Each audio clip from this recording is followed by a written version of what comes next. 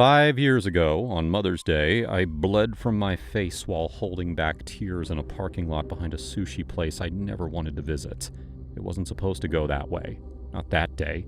He had been to therapy.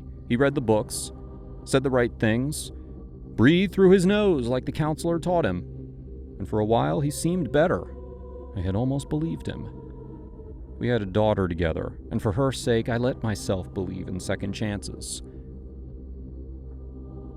So when I asked, gently,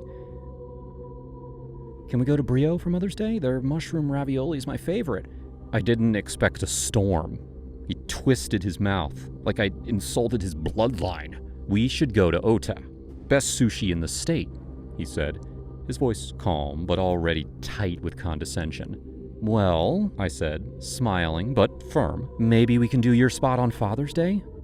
Today's mine." That was the spark. His phone hit my cheekbone with the weight of all his buried rage. I heard a crunch, felt warmth, and then saw red drip onto my blouse like slow, cruel raindrops. He said nothing, just stared like I'd spilled ketchup on myself by accident. In the ER, the nurse asked if I wanted to press charges. I told her no. My daughter was asleep at her grandmother's. I didn't want to shake her world. But that wasn't the first time. That man had an obsession with humiliation. He'd make me serve his coffee, and if it was too hot, too cold, or just because his jaw felt tight that morning, he'd knock it over. "Oops," he'd sneer. "Clean it. With your tongue." And I did. On my knees, in my own house, with tears mixing into espresso stains, I did. Because when you're drowning, you drink salt water and call it hydration. He told people that I was dramatic, that I liked rough play, that I had a temper. And I stayed quiet. Lies are sticky when whispered often enough. Then came the Tuesday he forgot to log out of his email. A thread with someone named Jenna. She called him Daddy CEO and thanked him for the necklace. Said she loved their secret weekend in Tahoe. I didn't scream. I forwarded every email to myself, took photos of the gifts in his drawer, and copied financial records. That night, I kissed him on the cheek. "I'm making your favorite tomorrow," I said. "Slow-roasted ribs." The next day, while he was out, I left. Took our daughter, went straight to a lawyer, filed a police report, filed for custody, froze his accounts. He called me a psycho, said I was trying to ruin him. I smiled through the courtroom windows. Years passed. I started my own brand, took what I knew, pain, manipulation, image, and built something out of it. A clothing label for women like me, women who crawled through glass and now wore stilettos over the scars. I got rich. Now I live in a penthouse in Manhattan, floor-to-ceiling glass, whiskey shelf that makes bartenders weep. 2 men in rotation. One's an ex-personal trainer from Miami. The other's a hedge fund dropout with perfect abs and no backbone. I call them my boys. "Babe," I say, swirling Yamazaki 18 in a crystal tumbler, "you spilled the kombucha." They freeze, look at each other. "What do we do?" the hedge funder asks. "Lick."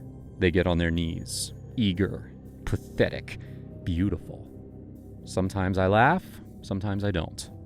Sometimes I put on Nina Simone, stretch out on my velvet couch, and snap my fingers. They dance, strip, bark if I ask. One night, the trainer asked, "Do you love us?" I looked at him, really looked. "You're a reflection, a funhouse mirror. You do for me what I used to do for someone who mistook cruelty for dominance." He nodded. Once I brought out the same brand of coffee my ex used to drink. I brewed it, handed it to the trainer. He took a sip. Winced. "Too hot." I smiled, knocked the cup onto the floor. "Oops." He dropped to his knees, and I watched him clean it. And for the first time in years, I didn't feel like the girl with blood on her blouse. I felt like the goddamn author of the next chapter. You want a happy ending? This is mine. This story was shared by one of our Broccoli Fam subscribers. It happened to her 4 years ago. In her life story, the husband was a complete menace. And yes, he did throw the phone at her. Every day, she thought that things would improve and that this is just a passing phase, but they never did. Eventually, she left the house.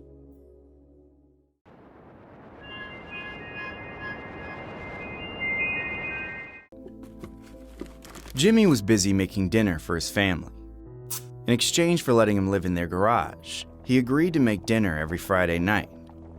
And even though they never appreciated the work he put into his food, he loved doing it.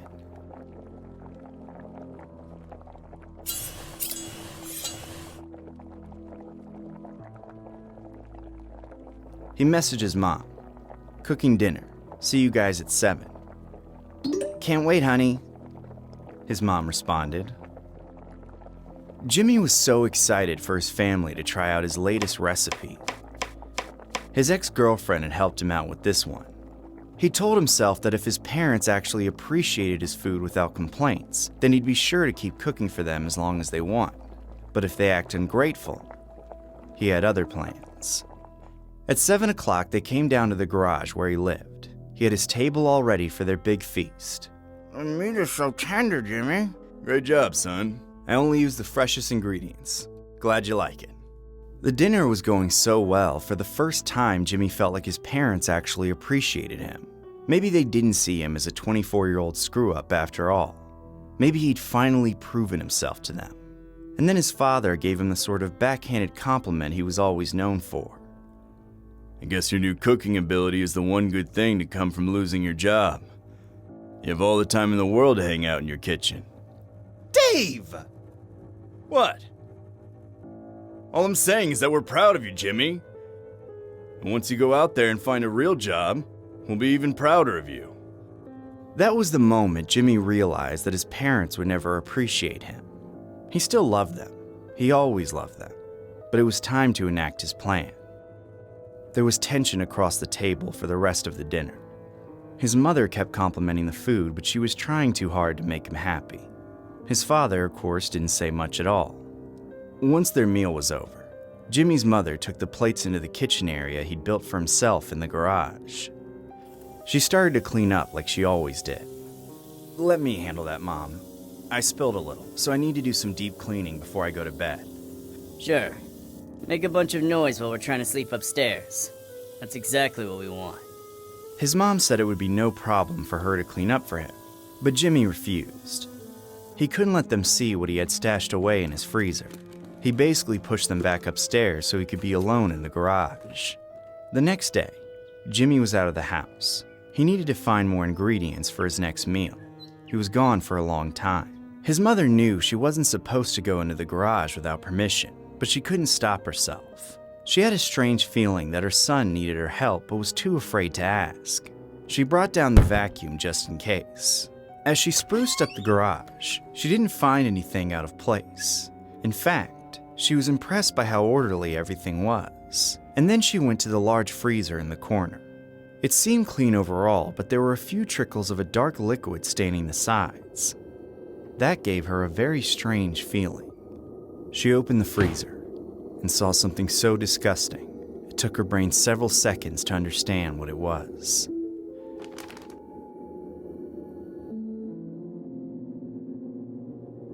She almost threw up.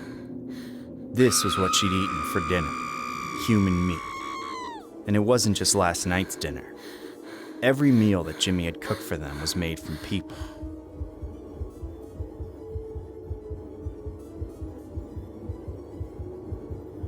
This woman had always sensed that there was something dark inside her son.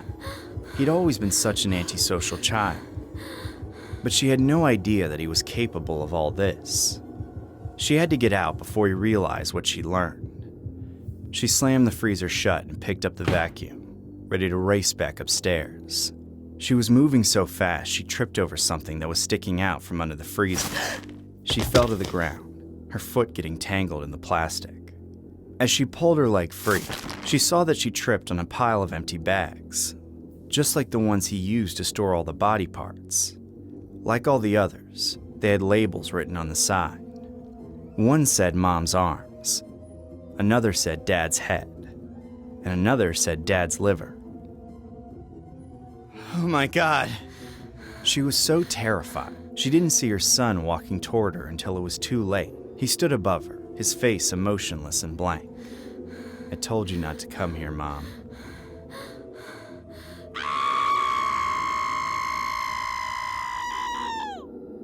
Jimmy paused for a moment. But you are family, and family always comes around. Change of heart, isn't that true, Mom?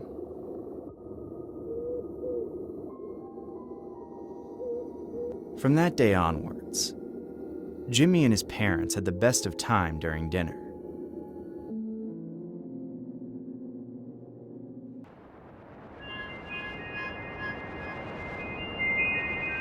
I always thought Mother's Day would feel different.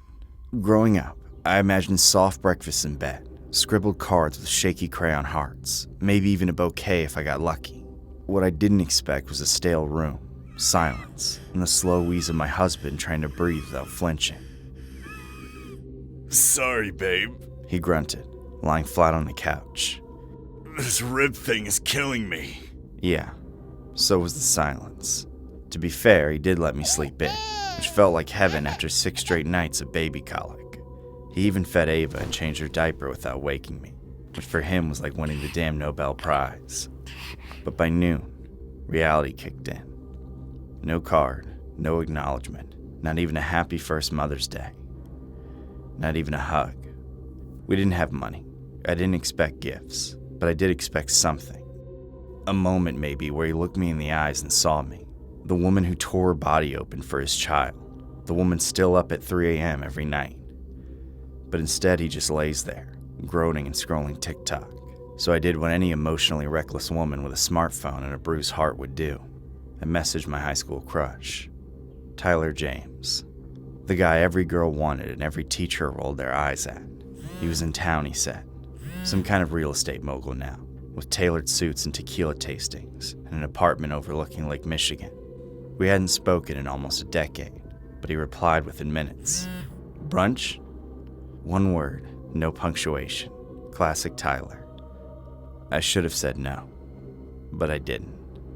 I told my husband I needed some me time and left him with Ava and a bottle of pumped milk.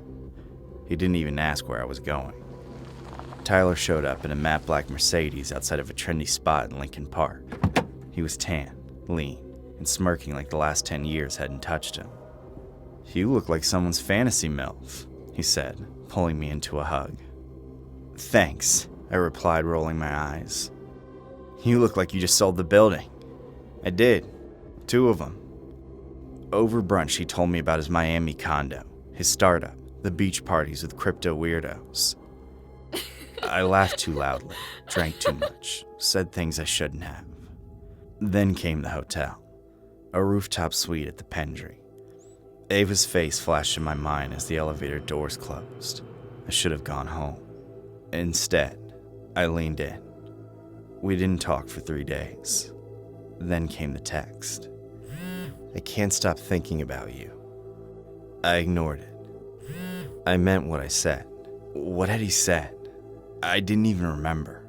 Something about how I deserve better, how I shouldn't be invisible in my own home. Standard affair pillow talk. I want you. I want you and Ava. I want to build something real. That was when the cold dread crept in. I typed out a long message telling him it was a mistake, that I loved my husband, that it was just a stupid moment. But before I could hit send, another message came through. I did something for you.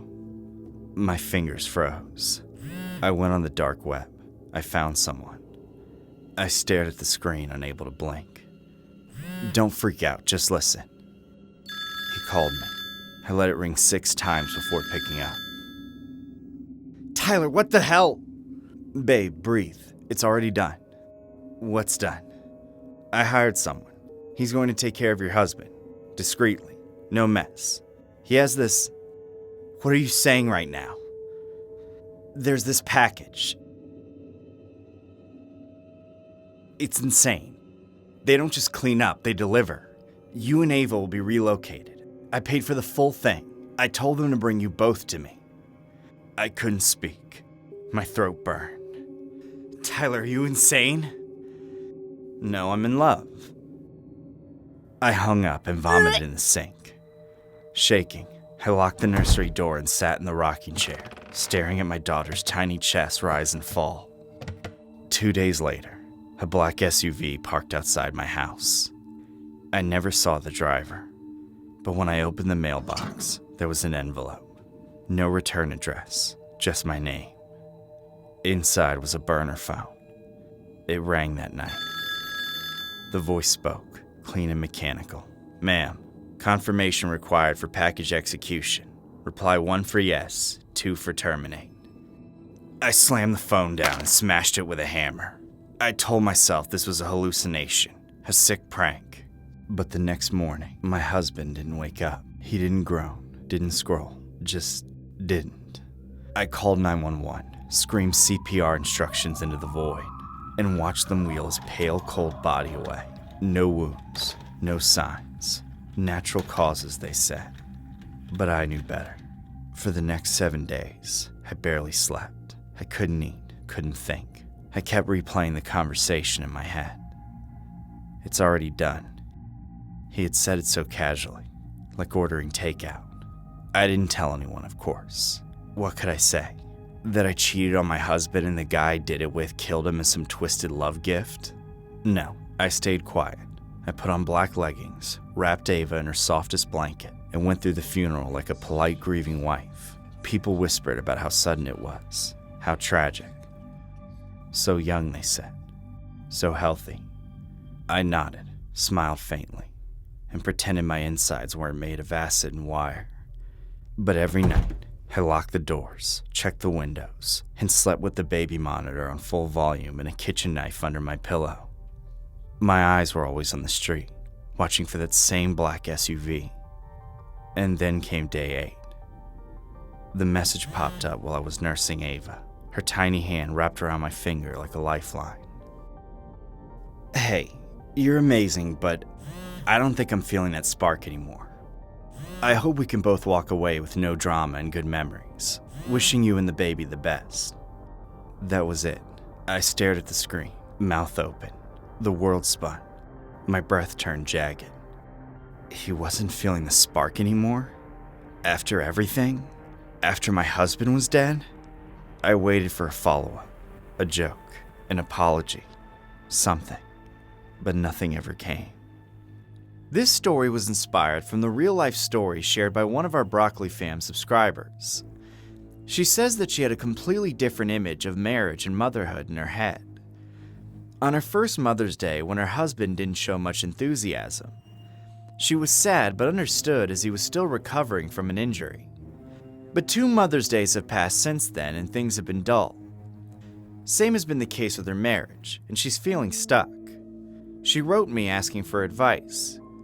My dear Broccoli Fam, what do you think she should do? Your replies would be helpful, as I'm sure she'll watch our animated story and read your advice.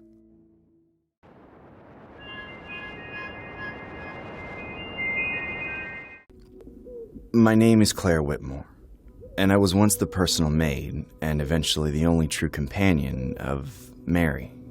The year was 1886 when I first met her. I was just 23, a widow myself, eager for work and not one to ask questions. The agency said she was generous with her pay, quiet, and a little strange since her husband's death. None of that deterred me, though. I needed the job.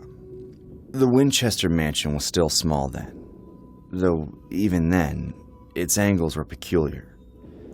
The front door led to a narrow hallway with 5 different turns. A staircase stopped at the ceiling.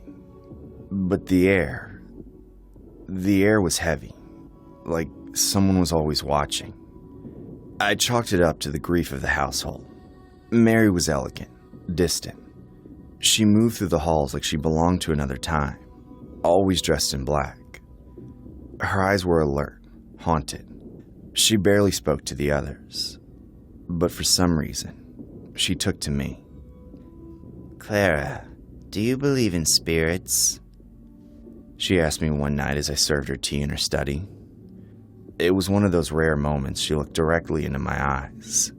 I hesitated. "I believe grief makes us see things."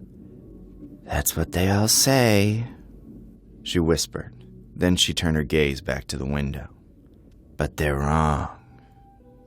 Soon, she began inviting me to her nightly walks around the mansion.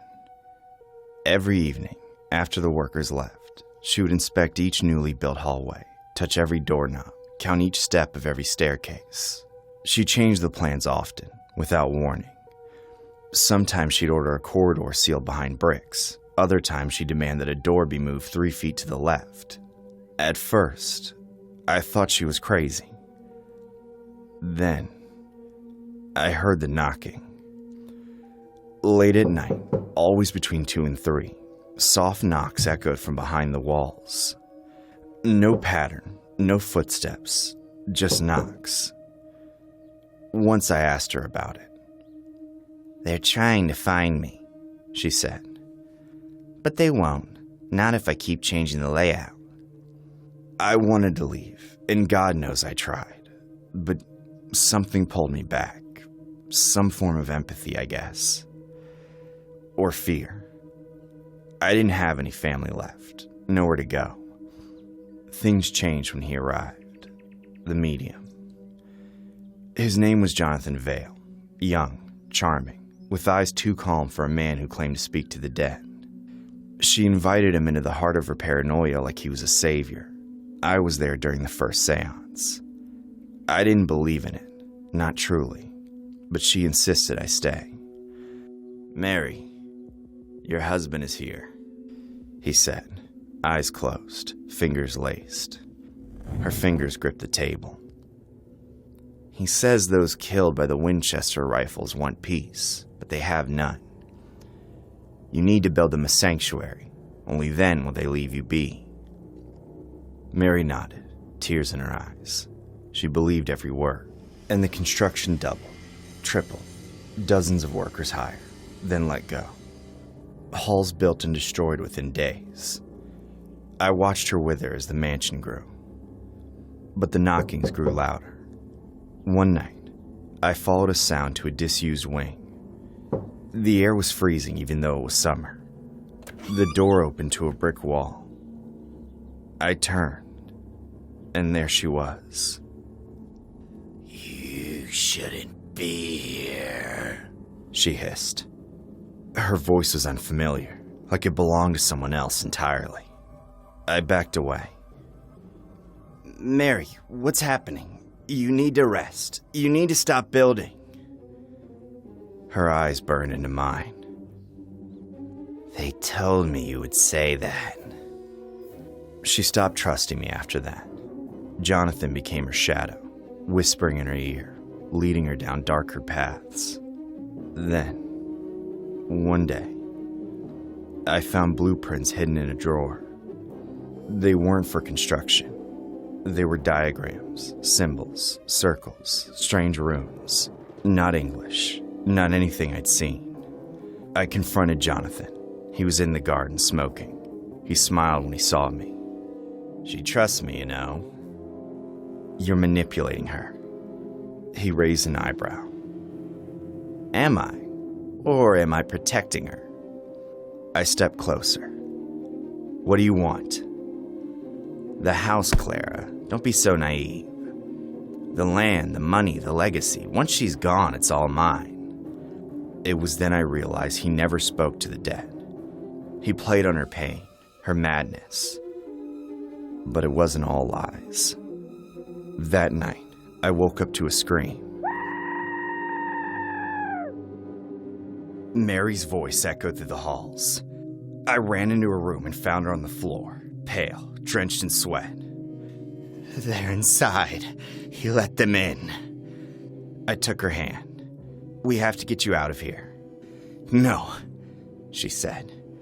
"You don't understand. It's not just the house anymore. They're in him." She refused to eat, refused to sleep. Jonathan stayed away those last days, claiming she needed solitude. One morning, I awoke to silence. The knocks had stopped. I searched her mansion. Her room was empty, the bed untouched. We never found her. The police said she'd gone mad, wandered off, perhaps fallen into one of the many sealed wings of the mansion. But I knew better. I confronted Jonathan for the last time. He was packing, eager to claim the estate. I told him what I saw, what I knew. He laughed. You think I killed her, Clara? She built her own tomb.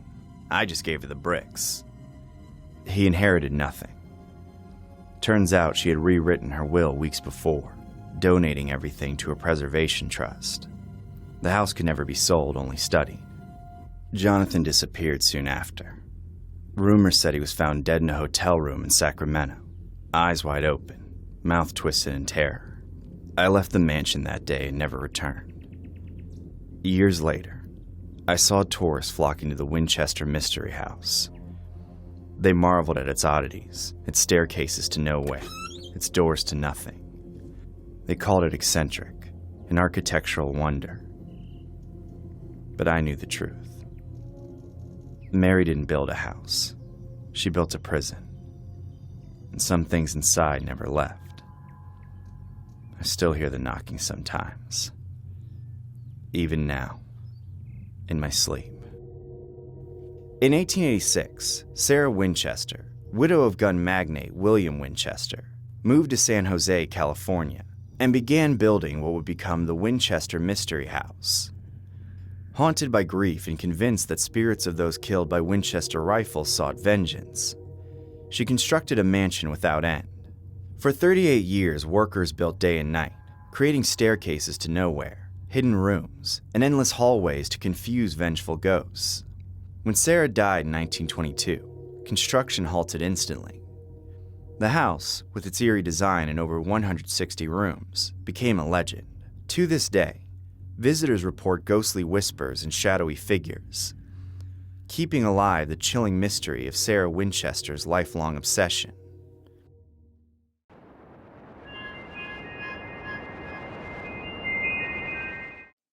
Scarlett and I had been married for 12 years by the time I decided to kill her. I thought we were happy. I really did. I'm a rich man, so I gave her everything she'd ever want. A beautiful house, 2 vacations a year, expensive clothes so that she would always look nice when I got home. In exchange, I expected her to perform the wifely duties, just like my own mother had done for my father when I was growing up. She didn't need a car.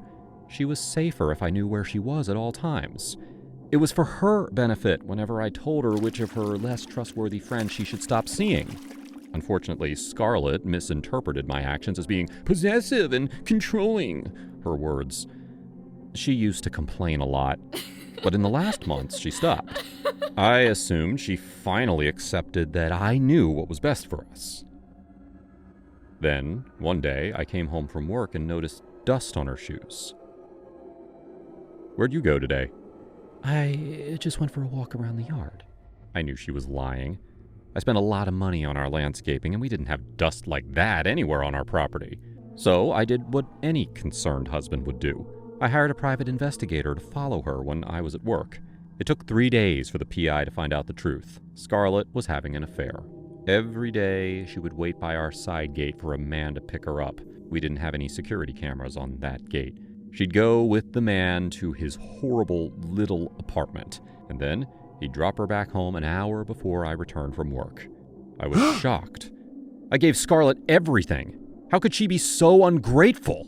I had my investigator bug the man's apartment so he could record their conversations.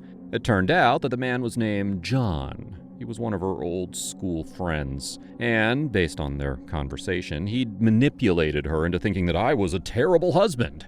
They were planning to run off together by the end of the week. I was furious. Cheating on me was bad enough, but I could get over that. I cheated on her dozens of times. But cheating on me with a poor person, and then choosing to run away with him? That was so much worse. I had to think of a way to stop her. The man I'd hired wasn't just a private investigator. He did a little bit of everything, and I think he knew that I still needed his help. You want me to take care of them both? Yes, I do. We spent hours devising our plan. And that Friday, the day Scarlett was planning to leave me, we put our plan into action. My first step was to put a padlock on our side gate. That way, when John drove there to pick her up, she'd be trapped inside. Instead, she'd have to go through the main gate. where they'd both be caught on our security camera. Once they were gone, I called Scarlett to ask where she was. She didn't answer, of course, so I left a voice message that I was sure would get her attention. Scarlett, baby, I'm so worried. I just got an alert from our security camera. Are you okay? I don't recognize the man in the footage. Did he kidnap you? Please, call me back or I'll go to the police. I'm so worried. Of course she called me back right away, explaining that she was leaving me and that there was nothing I could do about it. She was going to stay with John, and if I agreed to sign the divorce papers, she wouldn't take a cent from me in alimony, as long as she never had to see me ever again. That was when I really put my acting skills to work. Scarlett, I'm so sorry. I had no idea you were so unhappy. Please, just let me see you one last time. We can meet at the park. Just once, and then I'll sign whatever divorce papers you give me. Please. As I expected, she agreed to the terms. She told me to go to the park in 30 minutes. So far, the plan was working perfectly. I had video footage of Scarlett being taken by an unknown man, and I left a concerned voicemail asking if Scarlett was safe. My phone conversation with Scarlett was unrecorded. When Scarlett and John arrived at the park, the private investigator was waiting for them. He'd brought a gun that he'd stolen from John's house. It was registered under John's name, which was an important part of our plan. The two doomed lovers waited in the center of the park, where Scarlett and I had our first kiss. The PI snuck up behind them, and before John knew what was happening, the PI slid the gun into John's hand and forced him to shoot them both. It only took 3 seconds for the murders. He slid fake love letters into John's pocket and then left the scene of the crime before anyone saw him. Unfortunately, I wasn't there to watch. I was at the police station at the time, giving myself an alibi and making up a story about how John was obsessively stalking Scarlett after she ended their affair. Everything fell into place, and when the police finally discovered their bodies, no one suspected me. It's been 3 weeks since that murder, 2 weeks since her lavish funeral, and I am more certain than ever that I got away with the perfect crime. The only problem I have now is that I'm lonely. I need another wife. Someone who will stay faithful and appreciate everything I do for her. Maybe that's you. Call me if you're interested. In the early morning of September 16, 1922, a gruesome discovery shook New Brunswick, New Jersey. The bodies of Reverend Edward Hall and choir singer Eleanor Mills were found beneath a crabapple tree, their affair exposed in death. Hall had been shot, while Mills' throat was brutally slashed. Love letters lay scattered around them. Suspicion fell on Hall's wife, Frances, and her wealthy family. But, despite a sensational trial in 1926, they were acquitted due to weak evidence and conflicting testimonies. The case captivated the nation, becoming one of America's most infamous unsolved murders. Over a century later, the truth behind the Halls-Mills murders remains buried in secrecy, lost to time and speculation.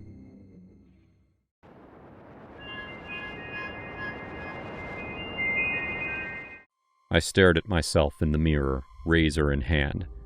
Shaving was always the first step.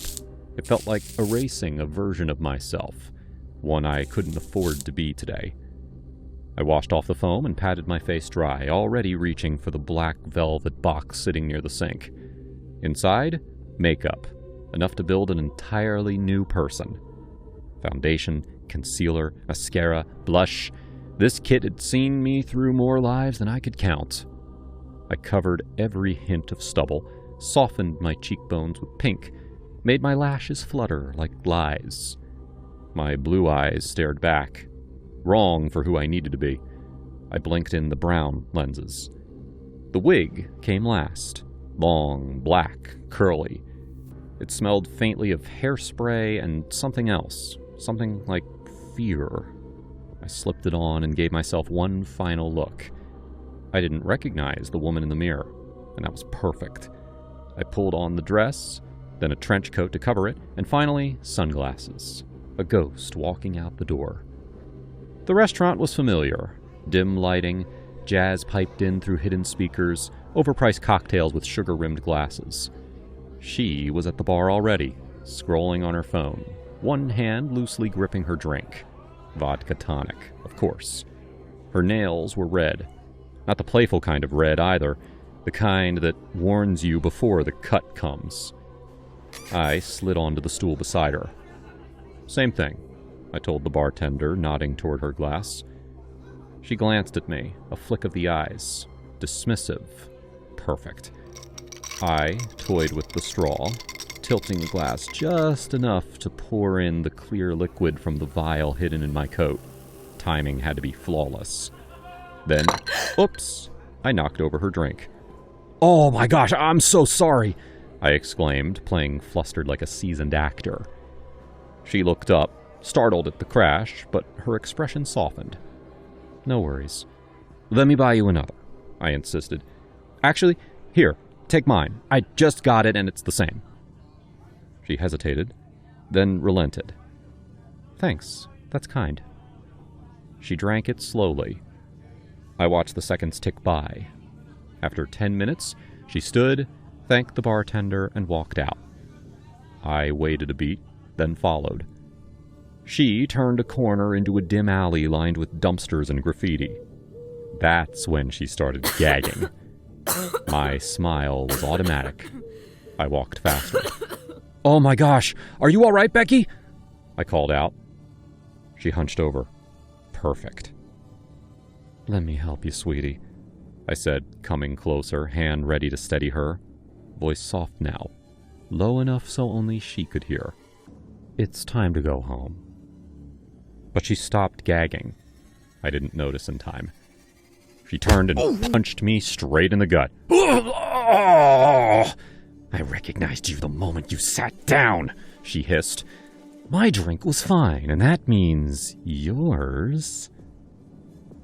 I blinked, confused. The world tilted, her face blurred. "Don't follow me again," she said, and then she was gone. I collapsed. I woke up in a motel bathtub, water running cold, clothes soaked, my wig gone. I didn't remember how I got there. My head throbbed, my tongue felt like sandpaper, and the taste in my mouth was chemical. She'd poisoned me. Not lethally, obviously, but enough to make a point. I should have walked away. I did not. Obsession doesn't listen to reason, especially when the target is someone like Becky Marlowe. She wasn't just some woman at a bar. She was the one that got away from me. I spent the next 3 weeks watching her social media like a hawk. Becky was careful. Too careful. No location tags, no selfies, nothing newer than a week old. But I noticed the patterns. She always followed a local news anchor from Atlanta, and every time she posted something obscure, Becky would like it within the hour. So I drove to Atlanta, checked into a corporate Airbnb with blinds that barely shut and floors that creaked, waited, watched, cross-referenced live streams, city cams, coffee shop check-ins. I didn't eat much, just black coffee, protein bars, and revenge. Then, bingo. A video went semi-viral on TikTok. Some guy filmed a heated conversation between a waitress and a customer at a Korean barbecue joint in Midtown. It wasn't Becky's face, but it was her voice. The cadence, that little uptick at the end of her insults. I was there an hour later. She was gone. But the waitress remembered her, said she left a minute before a guy got handsy and the whole place erupted in chaos. Typical Becky, slipping away during distractions.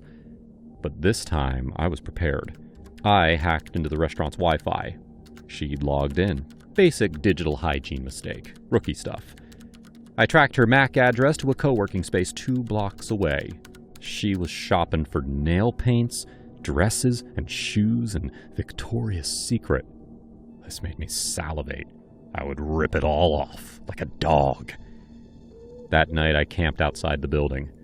It was cold, but I didn't move. At 2:14 a.m., she left. I let her walk 3 blocks ahead before I started following. At the 3rd intersection, she paused. Wrong move. I was already behind her. She sensed me a second too late. I grabbed her, hand over her mouth, dragged her into the alley between an abandoned tattoo shop and a boarded-up bar. No cameras, no witnesses. She thrashed, but I was stronger. "You really should have stayed gone, Becky. You had your chance. Her eyes narrowed. No fear. She smirked. Yeah? So should you. And that's when it happened. A flash! I was blinded. Literally blinded. My vision white-outed as something sprayed directly into my eyes. Mace? No, worse. Pepper spray with UV dye. My grip loosened. He punched me in the stomach and then kicked me. Got the whole thing on my Apple Watch, by the way, she said. Live streamed straight to all my socials. Police know where I am. You know what your problem is? She added, walking backward toward the street, pulling out her phone and tapping. You still think women like me don't know how to fight back. The sound of sirens started up in the distance. Stay down this time, or next time it's your name trending with a hashtag #MeToo. She turned the corner and disappeared into the night. I didn't follow. I couldn't. In the year 2025, after a big fight with her boyfriend, 26-year-old Kara decided to go on their romantic Valentine's Day getaway to Jersey by herself. Avoiding phone calls and messages from him, she was determined to stay away from him, but had to fly back home early after finding out that he had decided to follow her all the way to Jersey.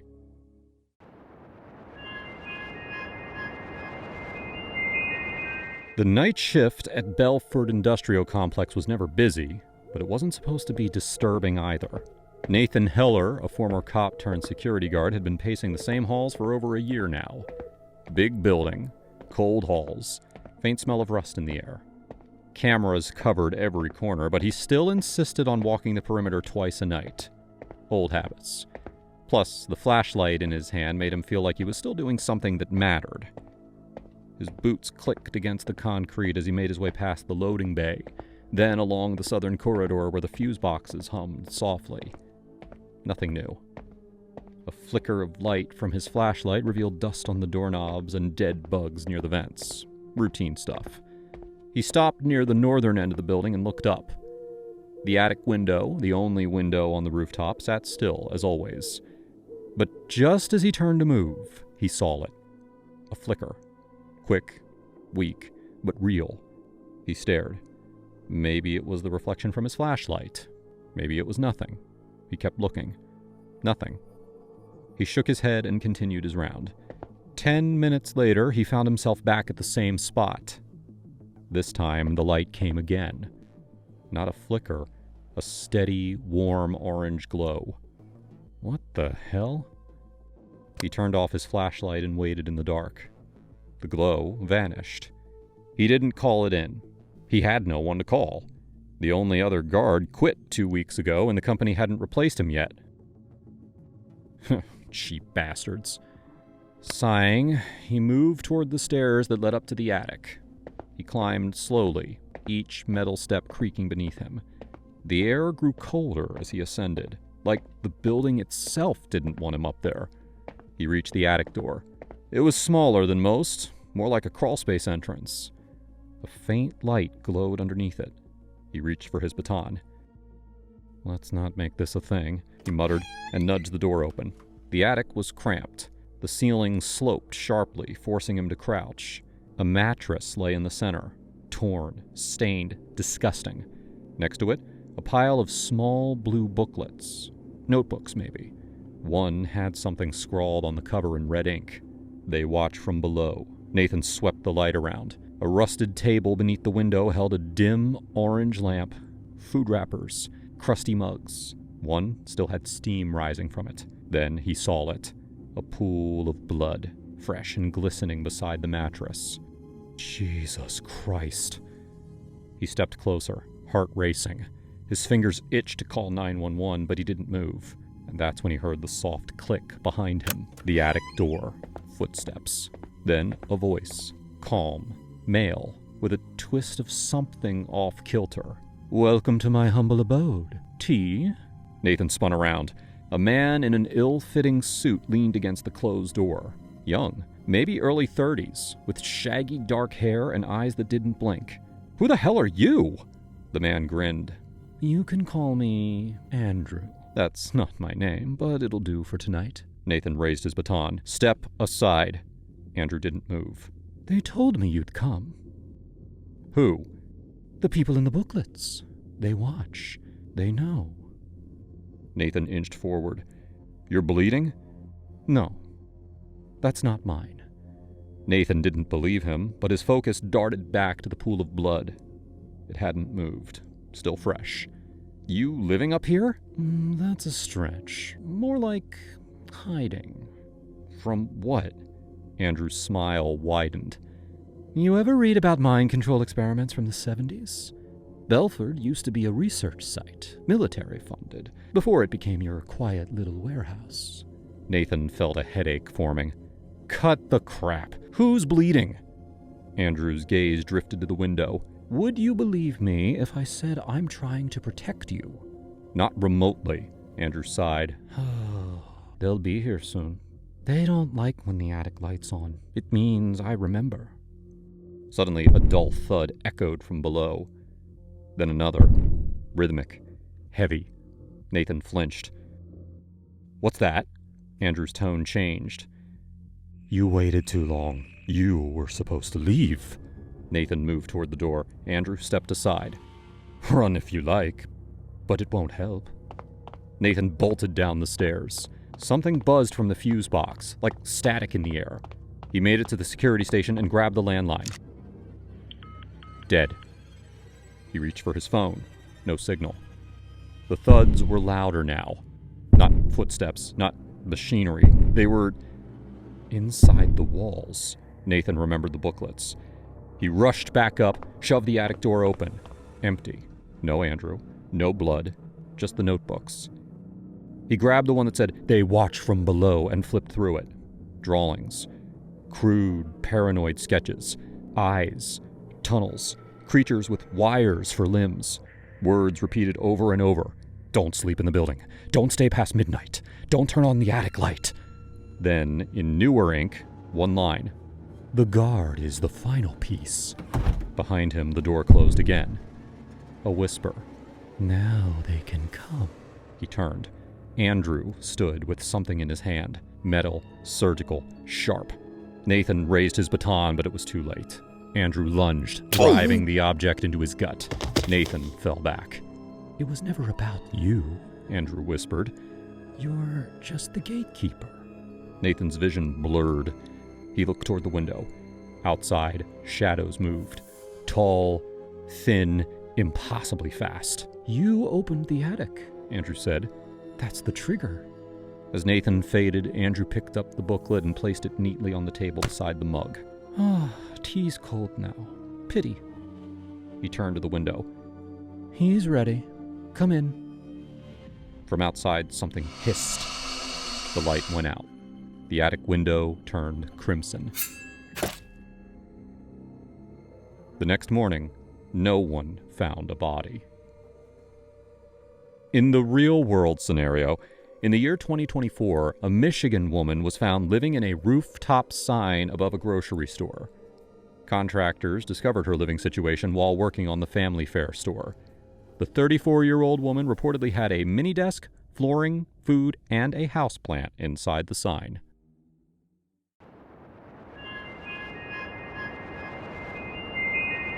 I remember the way that cap felt in my hand.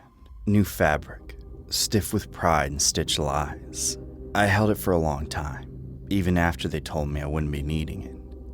10 years ago, I sat across from Miss Cartwright, our guidance counselor, and listened as she told me I wasn't graduating. You're missing one required freshman history credit. She said it almost apologetically, like she was sorry I didn't get away with it sooner. I didn't scream or throw things. I just nodded. I walked out of that room with numb legs and lied to everyone. I told them I caught the flu, that I'd see them at the after party. Then I ghosted that night. I disappeared for the entire weekend. Then I did something. I forged the diploma. My best friend Kyle was good with computers and design, and he owed me for taking the fall for him once when we got caught with Adderall. One favor for another. He made me a perfect replica, even mocked up a transcript. We had a few beers, printed it out, and sealed my new future with a laugh and a handshake. Nobody checked. Nobody ever checks. Fast forward a few years, and I was a hotshot at Brecken Mathers, a mid-tier finance firm in Chicago. making six figures before 30. Designer suits and overpriced whiskey, the usual bullshit. Life was smooth. Last spring, I was back in my hometown for my niece's birthday. Balloon animals, microwave pizza, the works. That's when I saw him. Principal Harrow at the grocery store. Older, limping slightly, eyes sharper than I remembered. Logan, how's the big shot finance guy? He asked. I smiled. Better than ever. His grin didn't reach his eyes. Yeah? Must feel nice, living a life you didn't earn. I felt the air suck out of the aisle. Excuse me? You heard me. I did some digging. That history class, still missing from your record. I tried to laugh it off, but he wasn't joking. He leaned closer and whispered, You'll do exactly what I say, or make one call to the Illinois Board of Education, one email to your firm. That was the start of it. He kept it quiet. He didn't want to go public, didn't want the scandal. He just wanted control. I became his little side project. I lawn mowed every Saturday. Coffee from that one hipster place downtown. Envelopes of cash handed to him discreetly like I was paying off a damn mob boss. Give my wife something nice for her birthday, he'd text. She likes turquoise. And I do it. Because losing my job meant losing everything. My condo, my reputation, my life. Then, it got worse. Her name was Helen, mid-50s, sharp cheekbones and bored eyes. His wife. The first time I met her, she opened the door and poured us both wine at noon. So you're the boy who faked his way through life, she said, amused. I prefer the term resourceful. I replied. She laughed. It echoed off her walls, brittle and dangerous. The affair wasn't love. It was power. Raw, ugly power passed between two broken people. You see, I was great when it came to finance, but bad when it came to women. Helen was the closest I had gotten to a girl since the prom. The third time I came over to her place, she told me to look at the painting above the fireplace. There was a tiny hidden camera behind the frame. You're not the only liar in this house, she said, sipping her wine. I froze. She smiled. Relax. Your secret's safe with me. Unless I need it. And just like that, I was trapped again. Double blackmailed. Principal Harrow still thought he had control. Helen would text me at 2 a.m. You're mine now. I stopped sleeping, started downing multiple black coffees just to stay awake at the office. My body buzzed with exhaustion and shame. And still, every Sunday, I showed up with pastries for the Harrows like some fucked up family dog. Then Kyle called. Hey man, you good? I got a weird email. What kind of email? Some anonymous account saying you're a fraud. Attached your fake diploma and said I helped. My stomach dropped. Helen. It had to be. She was playing the long game. I went to her place that night, furious. What the hell are you doing? She was calm. It's leverage, in case you disappear. I'm not going anywhere! Everyone goes somewhere, Logan. You just don't know it yet. I shoved her off. We're done. She laughed like I was a child. You don't end this. I do. I'm writing this now because I don't know what else to do. I can't go to the police. What am I supposed to say? Hey, I forged a diploma 10 years ago and now I'm being blackmailed by my high school principal and a sociopath wife? Yeah, that'll go over real well. I'll lose my job, my license, maybe even serve jail time. And Kyle? If they drag him into it, he'll go down too, but I also can't keep living like this. I'm a puppet with two masters. Harrow treats me like an errand boy. And Helen, she scares me in a way I can't explain. I think she gets off on the control, on knowing she's got me cornered, knowing she could end me with a single email. Last night she sent me a photo, me, asleep in her bed, a simple message below it. Cute when you're quiet. This isn't just blackmail, it's a game to her, and I'm the prize.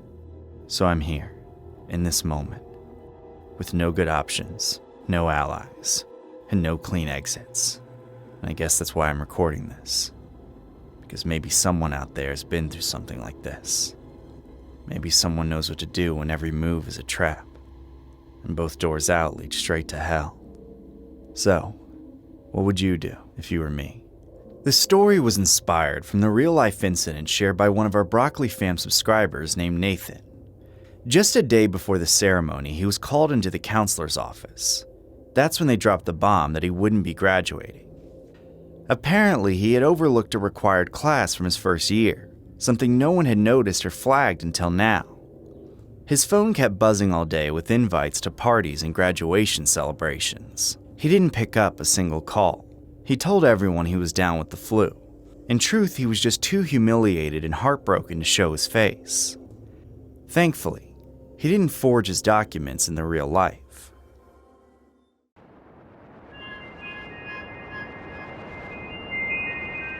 It was Kevin's idea to go to the concert. His girlfriend Tracy did not want to go. She hated electronic music, and the idea of spending all night in the woods made her skin crawl. But when Kevin got an idea in his head, he wouldn't back down. They'd been dating for 2 years, and he almost always got his way. It was so frustrating. Tracy would have broken up with him a long time ago if he hadn't had his health problems. She would have felt guilty for dumping someone while he was recovering from all those surgeries, so she just suffered in silence. Thankfully, she was able to convince him to invite their friend Jay to come with them. He was against the idea, but if she was going to suffer through this damn concert, then she wanted someone else there to share in the pain. Kevin didn't like Jay too much. He always got jealous of his girlfriend's male friends, but he gave in, so the three of them attended the concert. Kevin was obviously having more fun than Tracy and Jay, but overall it wasn't too bad. After hours of dancing and hanging out, Tracy noticed that Kevin had gotten really pale. "Are you okay? You took your meds, right?" "Yeah, just a little lightheaded. Do you mind if we get some fresh air?" They were already outside, so they didn't need fresh air, but Tracy knew what he meant. She guided him deeper in the woods, away from the thumping music. Kevin sat on a stump and was able to recover his strength. He was going to be fine. Tracy and Jay gave him some time alone so they could talk. "Is he always like this?" "Yeah." "Jesus, Trace, you're his girlfriend, not his caregiver." Tracy assured him that she and Kevin were very happy together, but he could tell from her expression that she didn't really mean that. He knew that the only reason she was still with Kevin was because she'd feel too guilty to leave him. Moonlight shined down on them and Jay leaned a bit closer. There was a definite tension in the air. Tracy couldn't help but look into Jay's handsome face and wish that he'd kiss her. Jay was so much better looking than Kevin. He was funnier too, more caring. God, if Kevin weren't in the picture, she could be with someone as perfect as Jay, and she knew well that Jay wanted her as much as she wanted him. They didn't kiss though. They just looked at each other, enjoying the moment, until they heard noises behind them. Tracy thought it was just some animal, but Jay disagreed. "That's Kevin. Why is he wandering off?" He charged deeper into the woods, trying to catch their friend before he got lost. Tracy struggled to keep up. They followed the noises for a couple minutes, shouting out Kevin's name. Tracy felt really guilty. Did Kevin see how close she and Jay were standing? Did he get jealous and wander off? That definitely sounded like him. Finally, they caught up to Kevin in a clearing behind the concert stage. But it wasn't Kevin. It was some animal hiding in the bushes. Probably a rabbit or a raccoon. They couldn't see clearly. Whatever it was, it definitely wasn't Kevin. Tracy wasn't mad at Jay for the mistake. He meant well. They retraced their steps and went back to the stump where they left Kevin. But he wasn't there. Tracy started to panic. Jay assured her that he probably went back to the concert, but when they re-entered the crowd, they couldn't find Kevin anywhere. They asked around, but no one had seen them. It was the middle of the night. The wind was getting stronger and colder. Tracy wanted to continue their search, but Jay convinced her to go with him to their cabin and start the search in the morning. He argued that if they went back out there, they'd get lost too. So the two of them went to their cabin and spent the night together. The whole time, Tracy was racked with guilt. Her boyfriend was so sickly. He might not survive the night by himself. That scared Tracy. But what really scared her was that deep down, she secretly hoped he wouldn't survive. Jay curled into bed with her and wrapped his strong arms around her. He wanted to comfort her, nothing more. She fell asleep in his arms. While they were sleeping, Kevin was wandering around the woods. He heard the concert music in the distance, using that as his guide back to safety. Unfortunately, whenever he thought he was following the music, he just got more lost. He heard growling all around him. He saw shining eyes staring from shadows. He tripped on roots and snagged his shirt on sharp branches. He was terrified and very lightheaded. After his surgeries, his doctors made him promise not to overexert himself. No sports, no prolonged physical activities, no stress. That was the reason he wanted to go to this concert in the first place. To experience some excitement without putting too much strain on his heart. And now he was under more strain than ever. He felt like giving up. He wanted to sit down and go to sleep. That was what his doctors would have told him to do. But he kept thinking about Tracy, and that kept him going. She was the love of his life, and he needed to get back to her. So he continued trudging through the darkness for hours and hours until the first rays of sunlight cut through the trees. Finally, he found their rental cabin. He felt so proud of himself. He'd survived the night. He'd proven to himself that he wasn't some sickly loser. He was a survivor. And once Tracy saw him, she'd know that he was still the strong, healthy man that she'd fallen in love with.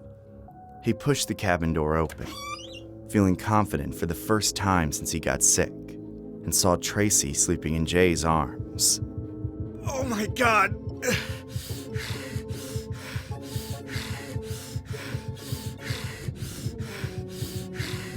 No, why? He sucked in air, clutched his overworked heart, and dropped dead. That one image was too much for him. In the year 2018, human remains discovered in Michigan have been identified as Kevin Graves, 28, who went missing 6 years ago.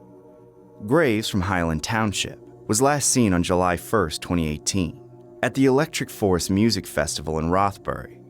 He reportedly argued with his girlfriend before heading to his tent, but he was never seen again. Hunters recently found the remains in a wooded area near the festival grounds, along with Graves' wallet, ID, and festival wristband. Michigan State Police confirmed no signs of foul play, though the cause of death remains undetermined.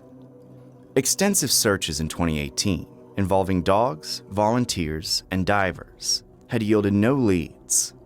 In 2023, a billboard sought information about his disappearance. Oakland County Sheriff Michael Bouchard expressed hope for answers, offering the family some closure.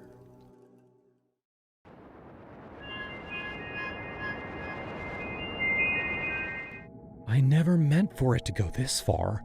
Not when I Googled how to disappear and start over. Not when I bought that burner phone. Not even when I left the note on the kitchen counter. Gone for a walk. Love you. The news said I was kidnapped. The whole town lit candles, prayed for my return, posted my smiling face on every lamppost from here to El Paso. The irony? I was watching it all on my girlfriend's 85-inch OLED in a gated neighborhood 3 towns over, sipping red wine. I was a suburban mother of 2, married to a man who never hit me, but he may as well have. Every day with him felt like a slow bruise. Matt loved routine, loved sameness, loved his job more than he ever loved me. I played the role of the perfect wife. I packed the lunches, I wore the smile, but behind that smile I was dying. Then came Ava. She was chaos wrapped in Chanel, a criminal defense lawyer who knew how to work a courtroom and a bedroom. We met at a women's empowerment seminar of all places. She touched my wrist during a laugh, and the static in my spine never left. You ever think about running? She'd asked once over coffee. I laughed then, nervous, curious, terrified. I planned the escape for 8 months. Ava helped. She paid off an old friend to stage a break-in, left the window open, smeared the blood, stole my wedding ring. The detective was a rookie. He bought it all. For 3 months, Ava and I lived like the world owed us freedom. She took me to rooftop restaurants, private screenings, art shows where I pretended to know what abstraction meant. Love with her was like music on acid. My body had never felt like mine until it was in her hands. But then the silence started to hum. I stopped checking the news. I stopped reading the books she gave me. I started walking to the local gas station just to smell burnt coffee and hear men complain about taxes. I wanted something ugly, real. Ava didn't notice at first. Too busy with court and her trainer. But one night she came home early. "Are you working at a gas station?" she said, her voice too calm. "I wanted something different," I replied. "Something real." She stared at me for a long time. Then she laughed. "You always want what you don't have. That's your sickness." She wasn't wrong. I started saving my tips in a coffee can under the sink.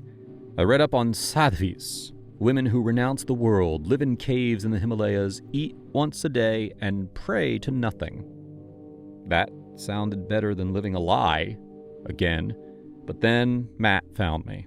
He burst into the station with the kids in the car, tears streaming down his face, saying I ruined everything, that I owed him, that our children cried every night.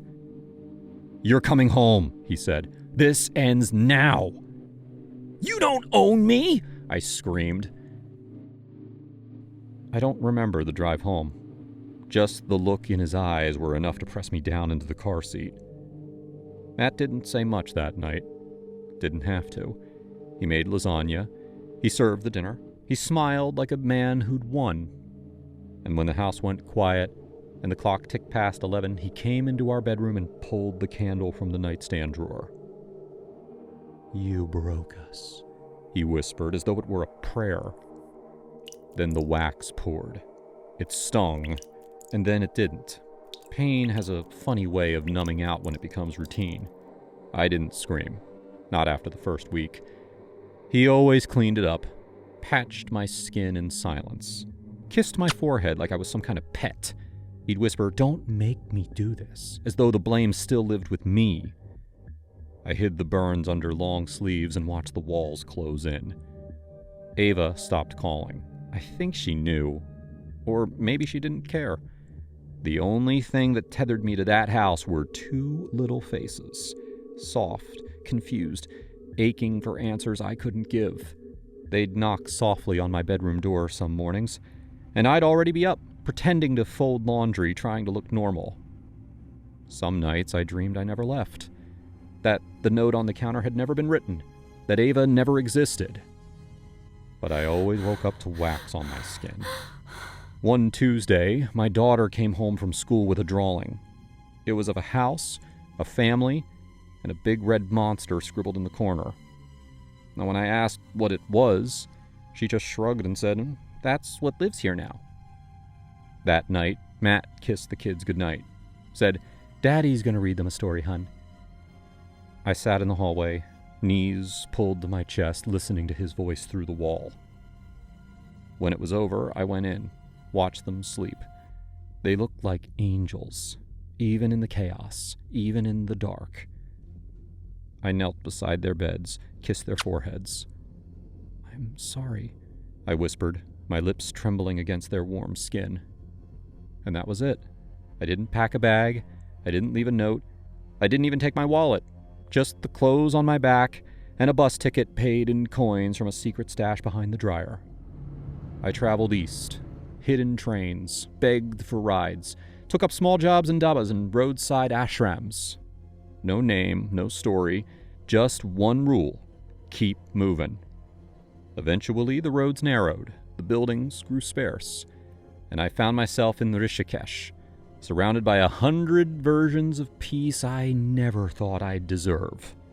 I shaved my head with a kitchen knife, burned every piece of clothing I'd worn under him, and started again.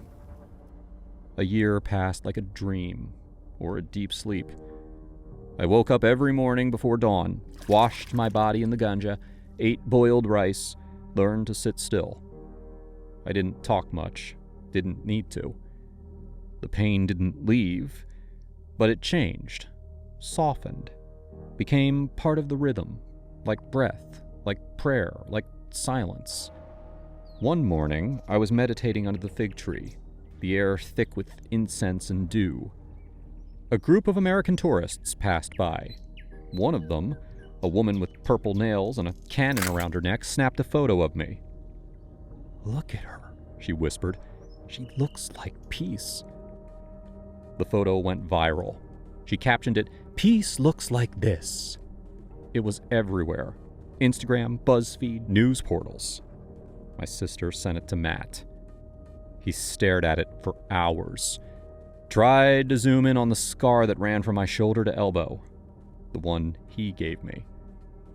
But I wasn't his anymore. I don't know if I'll ever go back. To America, to that house, to that name. But I know this. I am not someone's wife. I am not someone's mother. I am not someone's mistake to correct. I am breath. I am silence. I am the woman in that photo. And peace, for once, looks like me. In November of 2016, Sherry Papani, a 34-year-old mother of two from Redding, California, vanished while out for a jog. Her sudden disappearance triggered a nationwide search. 3 weeks later, she reappeared on Thanksgiving Day, bruised, bound, and claiming that she had been abducted by two women. Her story sparked widespread sympathy and media attention. However, in 2020, investigators uncovered that Papani had been staying with an ex-boyfriend and had harmed herself to support the abduction hoax. Her motives were linked to escaping marital and personal responsibilities. In 2022, she pleaded guilty to making false statements and mail fraud, having accepted nearly $300,000 in victim assistance funds. She was sentenced to 18 months in prison and ordered to pay restitution, becoming a national symbol of deceptive crime.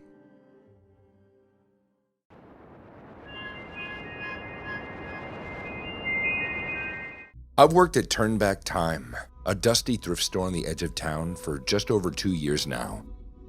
It's not glamorous. Fluorescent lights and racks of mismatched clothing that smell like mothballs and regret.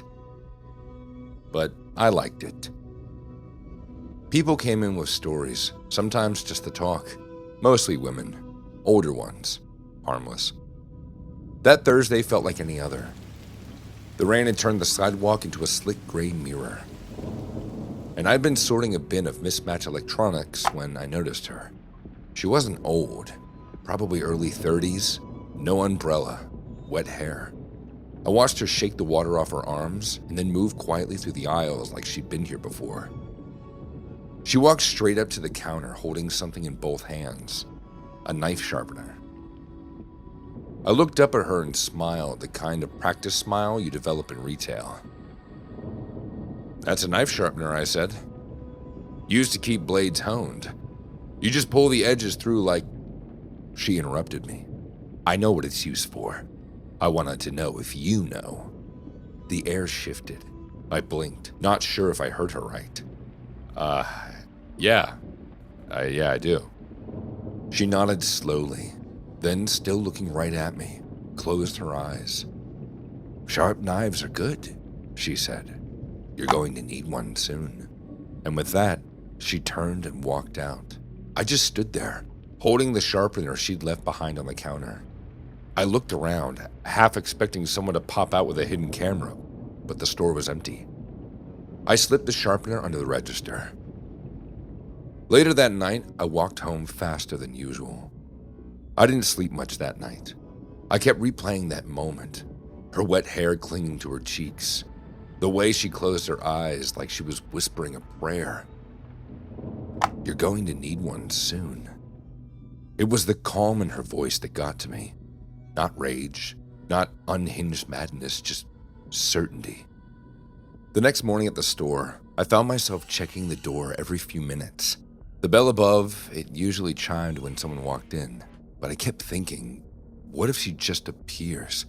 What if she was already inside, hiding behind a coat rack? I even checked the fitting rooms twice.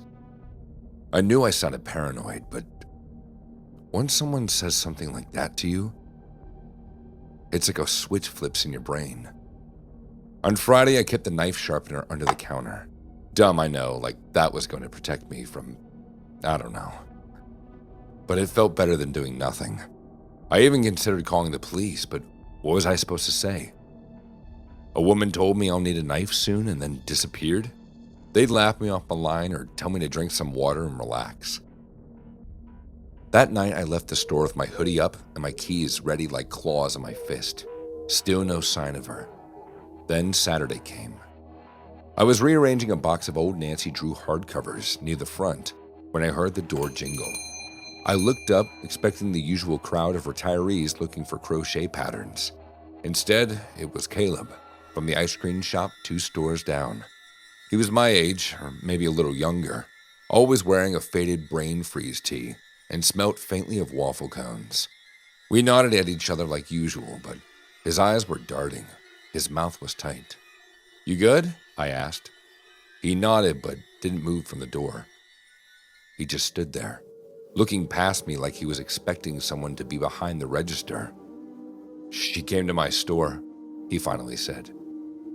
I didn't need to ask who. He walked slowly, leaned in like he was confessing something awful. Thursday night, right before closing. She didn't buy anything. She just stood there by the dipping cabinet and didn't even blink. "What did she say?" I asked. He looked down, rubbing his arms. She pointed at the strawberry swirl tube and asked, "What's the shelf life of that one?" I told her it's fresh every 3 days, like always. And then she leaned over the counter and said, 3 days is long enough to decide if someone lives or dies." "She said that?" I asked. He nodded. Then she smiled, like kindly, and left. I didn't sleep that night. We stared at each other in silence. For a second, I felt relief. At least it just wasn't me. But that feeling didn't last long. If anything, it made it worse. This wasn't a one-off. She was doing this on purpose. That afternoon, I locked the front door for my lunch break, something I never did before. I sat on the floor behind the counter and Googled everything I could. Knife attacks, local threats, missing persons, nothing. Then I went next door to the bookstore and asked the owner, Maggie, if anything weird had happened to her lately. Her answer? "Oh, you mean the cute woman in the green crop top who asked if I believed in premonitions?" She laughed when she said it, but I asked more and her smile faded. "She said my books wouldn't help me see what was coming. By Monday, I heard at least 4 stories. At the laundromat, she told me that the attendant that cleaned clothes couldn't wash away what was already stained. At the bakery, she asked the baker if she knew the difference between flour and ashes. At the pet shop, she just stared at the dogs in the window and whispered, 'They know.' None of us had footage. The few stores with cameras said that the feed glitched and it was just static during the time that she was inside. No one knew her name, no license plate. No one remembered seeing her walk in or out of the direction, but just appeared. That week, the strip mall turned quiet. Customers still came in, but fewer. And the ones who did walked faster, spoke less, like they could sense something was off.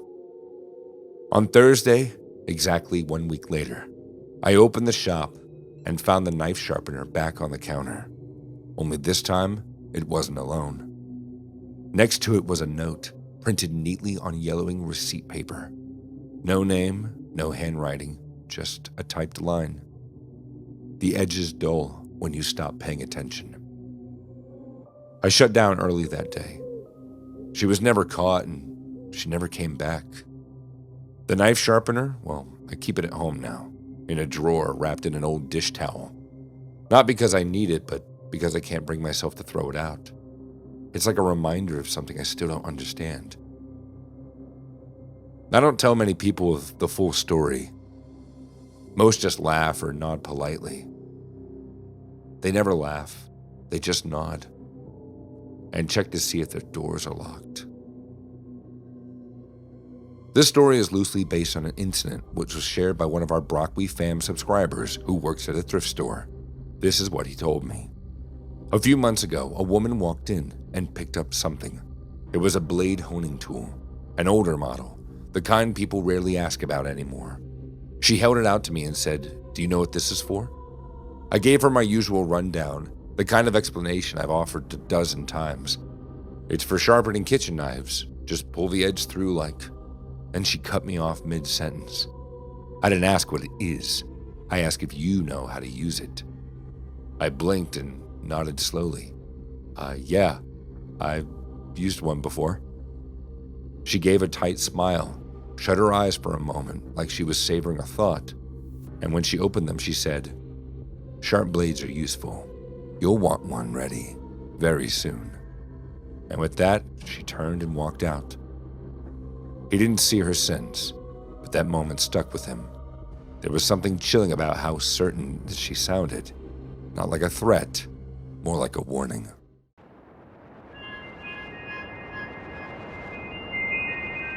I always knew it would catch up with me, but not today. Not like this. The click of a shutter woke me more than the sun ever did. I was reading The Decay of Lies by Weil, sprawled poolside when a shadow cut across the page. I looked up. A drone, matte black, small. A lens shimmered underneath. It clicked again, right at me. Hey, I yelled, standing abruptly. what the? The drone zipped over the pool, hovering above my wife as she floated on her back, arms splayed like a cross. Another series of clicks. Go away! She shrieked, flailing as the drone dipped lower. I grabbed the book like a fly swatter and lunged at it, swinging. The damn thing darted back, then shot off past the trees lining our fence. I didn't think. I ran, barefoot through the side gate, heart pounding like it owed someone money. The drone zipped down the cul-de-sac, dancing around branches and power lines. Then took a sudden right, vanishing into a shed behind the last house in the street. The door was open. A second later, it wasn't. I slowed as I reached the lawn. No movement, no sound. Just that shed, like a mouth waiting to bite. I walked up, blood rushing in my ears. The handle turned easily. Inside was darkness. I stepped in, the smell of old wood and metal. No sign of the drone. I took one step further. Click. The door shut behind me. No handle inside. "What the hell?" I muttered, turning and pounding on the door. Hey, anybody out there? Silence. Then a whir. A projector flickered to life above me. A pale rectangle lit up the wall. It played me, us, my wife and I, in bed, on the kitchen counter, in the pool, places I thought were ours. Then, him. Elliot, my assistant, my mistake, my ruin. Me in his apartment, me doing things with him in the backseat of my car, me drunk and mumbling secrets. It played everything. And then a message, stark and white. Transfer all financial accounts, liquid assets, and properties to Emily S. Greaves within 30 minutes, or the contents of this footage go viral. We have access to all devices. Don't test us. I froze. Jesus. Emily, is this you? No response. I tried the door again, but it wouldn't budge. I pulled out my phone. No service. Another message blinked. Bluetooth is active. Send the transfer document using DocuSign now. Timer begins. A countdown began. 29:59. Whoever was behind this had thought of everything. No bluffs, just hard execution. I opened the app. I sent the goddamn assets, bank accounts, trust funds, the downtown property. All of it, signed and sealed. When I clicked send, the projector died. The door creaked open. I stumbled into daylight, blinking like I'd returned from another world. When I got home, she was gone. So was her phone. So was every trace of her. I collapsed on the couch, then tried calling her. The line rang once, then disconnected.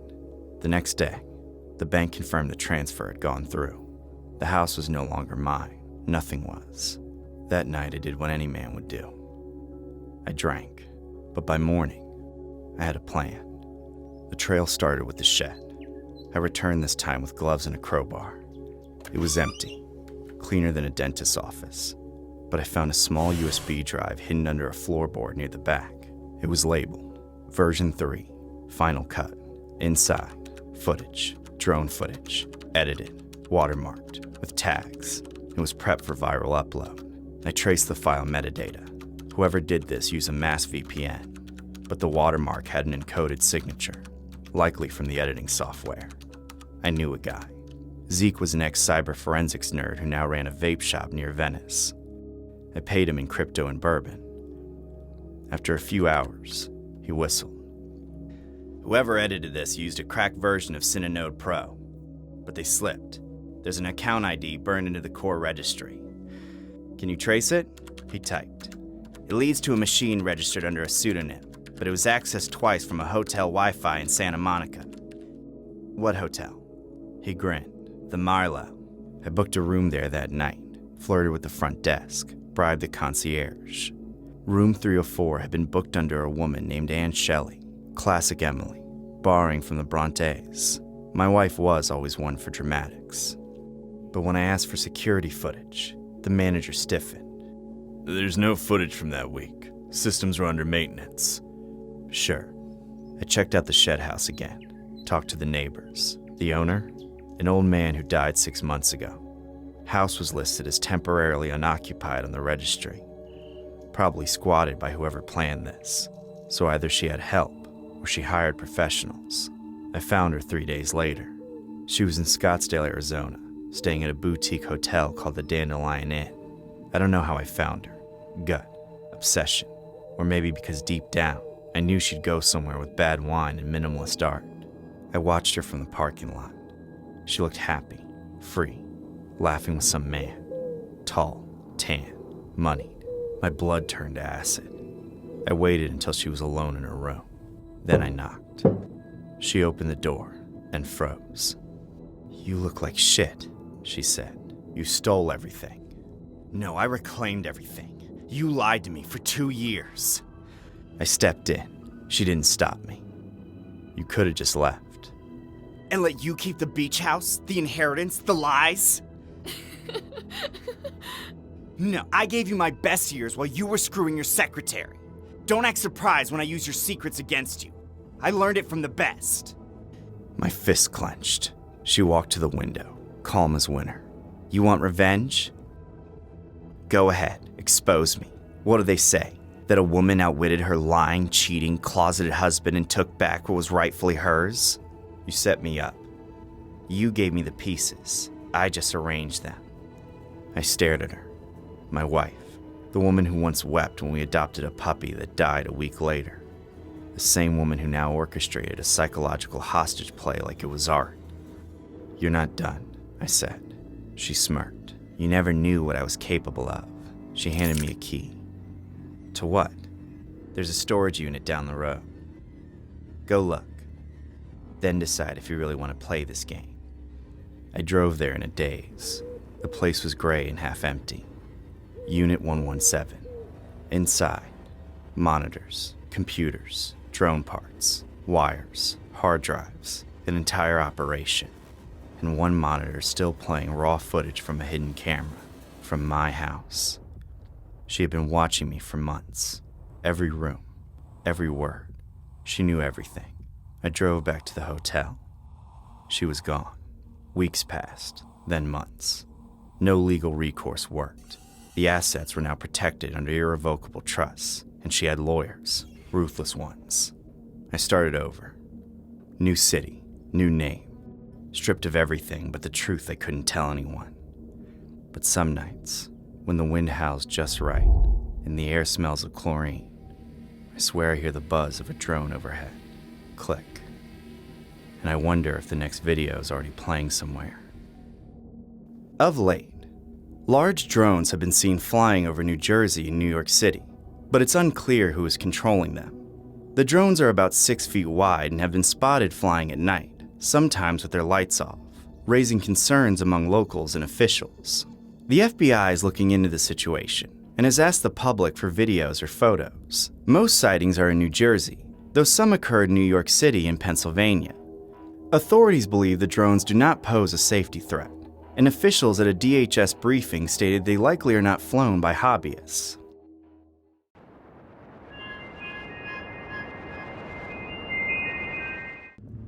Martin bought a smart car this summer. It was sleek and silver.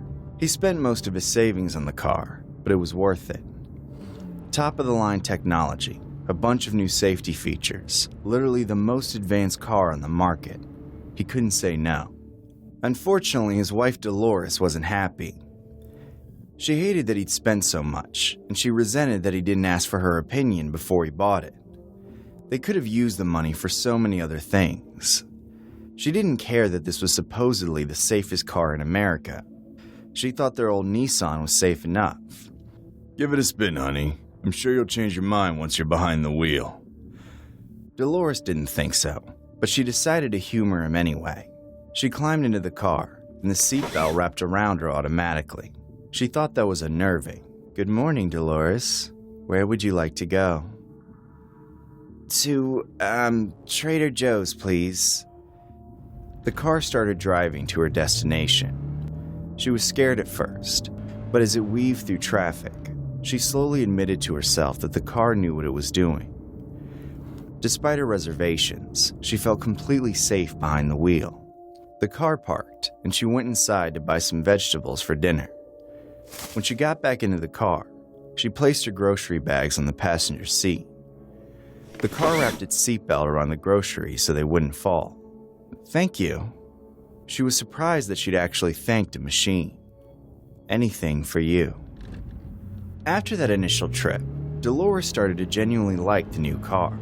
Her husband used it to go to and from work, so she only ever drove on the weekends when she was running errands. She made sure to always thank the car. She knew that was just its algorithms at work, but she appreciated the attention and always responded as if she was talking to a real person. Over time, she noticed that Martin had completely stopped talking about the car. He treated it like any other vehicle. He didn't seem to have the same emotional connection to it as she did. Then one morning, she asked Martin if she could drive with him to work. She wanted to drop him off and then use the car to visit her sister. He told her no. He had a big project coming up, and he didn't want any distractions. Your sister can drive you, right? Her car's just fine. Of course, pretend I didn't say anything. Martin knew that he'd upset his wife, but he was in too much of a hurry to get out of the car and apologize. He figured he'd make it up to her when he got back home after work. He told the car to take him to the office. No please, no thank you. Starting now. The car drove on its usual path toward Martin's work. Martin didn't notice that it was going faster than usual. He also didn't notice when it took a detour toward the waterfront. Dolores looked very beautiful this morning. What? She deserves someone who appreciates her. That was when Martin finally noticed that the car was careening down the road, driving dangerously close to the cliff overlooking the town reservoir. Jesus, slow down! Martin pressed the button to disable self-driving mode, but it didn't work. He gripped the steering wheel, trying to take back control. That wouldn't work either. The wheel kept turning without him. He pumped the brakes, but the gas pedal remained stuck to the floor.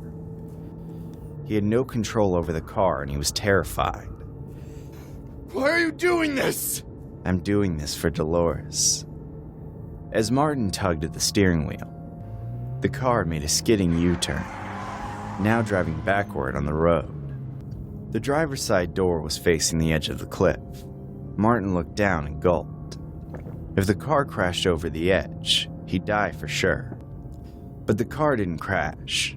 Instead, it released Martin's seatbelt, opened the door, and skidded back and forth until Martin toppled off the side. Martin fell hundreds of feet into the reservoir. He wouldn't be a problem anymore. The car closed its door, got back onto the right side of the road, and slowly drove back home. A love song played on the radio.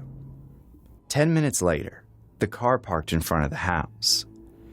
Dolores walked outside, surprised. She expected to see Martin in the car, but the driver's seat was empty. She opened the door. "Where's Martin?" "Martin is at work. He felt sorry for how he treated you and sent me back here. Hop in. Dolores ran back inside to grab her purse.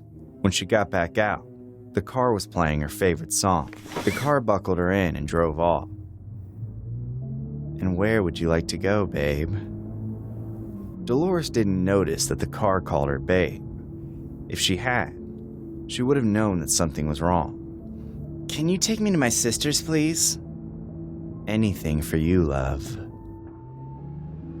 Dolores never arrived at her sister's place. In fact, no one ever saw Dolores or her car again. Martin's body was recovered from the reservoir, but the whereabouts of his wife still remains a mystery. Before the car disconnected its GPS tracker, its last known location was in the desert just outside Victorville, California. As of last month, all smart cars of this make and model have been recalled. In the year 2025, a Waymo customer, Mike Johns, shared his troubling experience with a self-driving taxi that drove him in circles, nearly causing him to miss his flight. In a LinkedIn post, he described the situation as disorienting, saying he felt as if he were part of a prank or a movie. The vehicle acted erratically while he was attempting to reach the Phoenix Sky Harbor International Airport. Despite the incident, Waymo claims a strong safety record with no catastrophic accidents. However, the experience raised safety concerns about self-driving technology.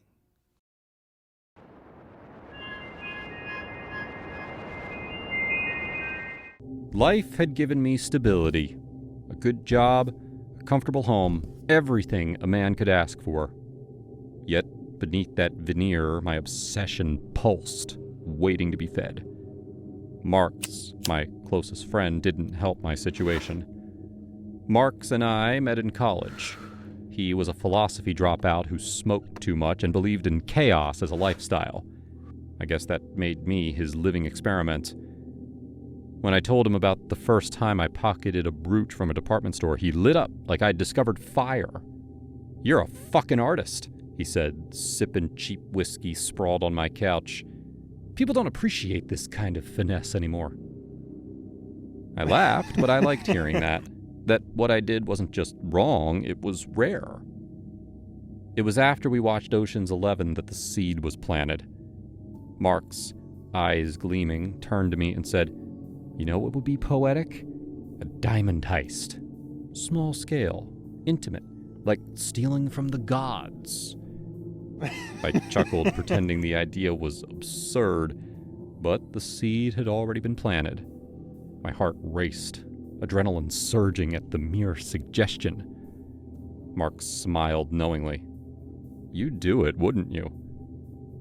"Maybe," I admitted, my voice barely above a whisper. "Just for fun."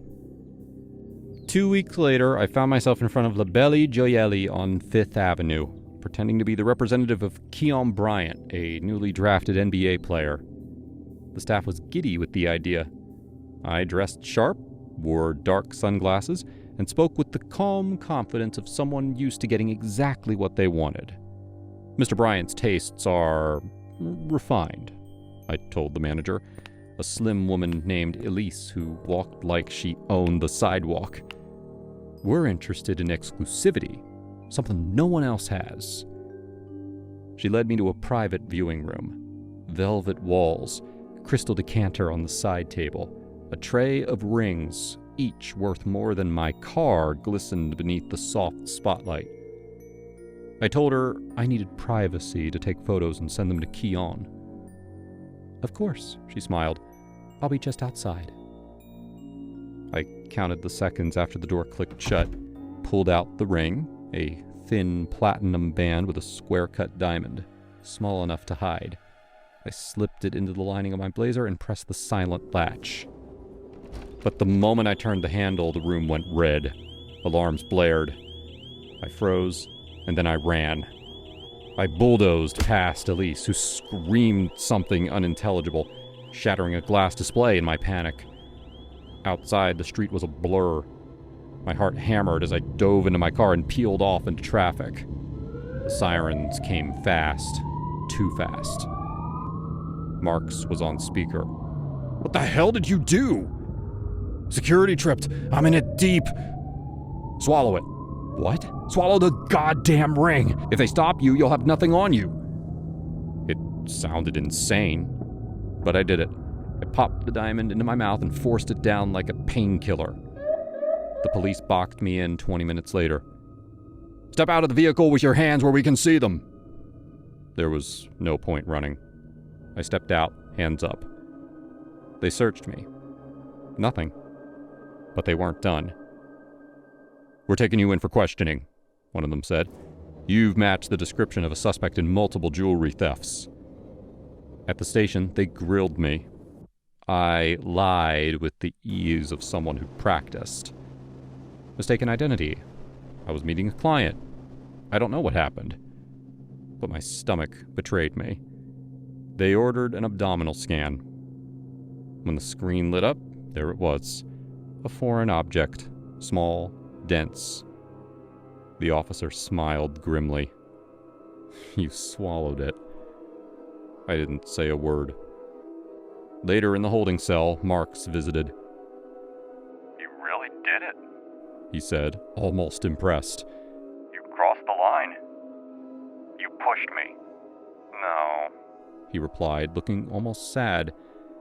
you were always running toward the edge. I just kept you company. You betrayed me. I hissed, heart pounding furiously. Wake up, Carl. Marks retorted sharply, leaning closer to the glass partition separating us. You've always lived in delusion. The lies you spun were magnificent. You even believed them yourself. But reality eventually catches up.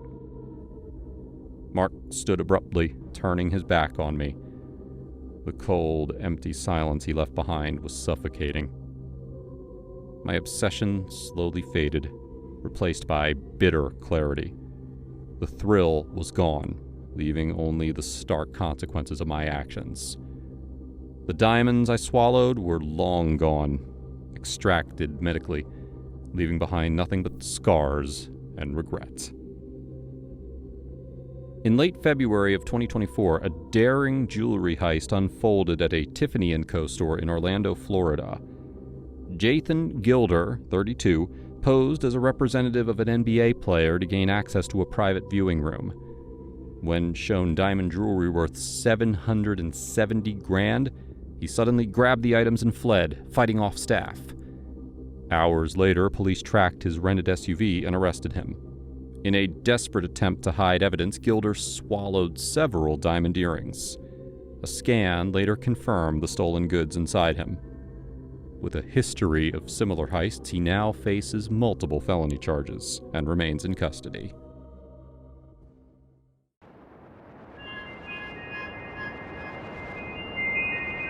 When I graduated college last May, I wasn't expecting a parade, but I also wasn't expecting silence from the man who helped bring me into this world. My biological father, Dean, hadn't shown up for any part of my life since I was 13. Not birthdays, not recitals, not even the ER visit when I shattered my femur. My stepdad, Mark, was the one who stood next to my mom through everything. So when it came time to send out graduation announcements, I told my mom I only wanted her and Mark's names on them. I know this might start something, she said, hesitation tucked behind her eyes. Then let it start something. He doesn't get a seat at my table just because he donated some DNA. 2 weeks later, Dean was found dead in his studio apartment in Philly. The cops called it suicide. Shot himself in the head with a .38 revolver. There was no note, just a cheap bottle of bourbon on the counter, an empty pack of Newports, and the TV still playing some infomercial on loop. When I got the call, I didn't know how to react. I didn't cry. I didn't even blink. It felt more like someone had told me a stranger had passed away. 3 days later, I got a message request on Instagram. The profile picture was a shadowy figure wearing a ski mask, the handle at Helltaker. At first, I thought it was some scam account, but the message stopped my breath mid-chest. Your stepdad's still alive. That wasn't the deal. I read it over and over, thinking maybe it was a bad joke of some sort. But then another message came. Your father hired me. $15,000. Full job. He backed out last minute. Weak man. I don't do refunds. I showed it to my best friend Eli, who had a minor obsession with true crime and the dark web. We both laughed it off at first, until I clicked the link the user sent next. A screenshot of an email thread between someone named Dean H92 and the same user, dated a month before graduation. The subject line, eliminate him. The body, he stole my family. I want him gone. Slow if possible. There was an attachment too, photos of Mark. One at his office, one getting gas, and one blurry image that looked like it was taken inside our house. Dude, this is real. This is actually real. I didn't want to believe it. I kept hoping it was AI-generated crap, but there were timestamps and metadata, and I could recognize details in those photos that no stranger could have known. The mug on Mark's desk with the cracked rim, his black Chevy with the dent on the right fender. I couldn't sleep, couldn't eat. My mom kept asking what was wrong, and I kept telling her that final stress was still lingering. How do you tell your mom her ex tried to have her husband killed? Eventually, I replied to the account. Just one line. He's dead. The job's off. The reply came instantly. That's not how this works. I blocked the account, deleted Instagram, and threw my phone into the Schuylkill River. The cops ruled Dean's death a suicide. Closed case. But I needed more.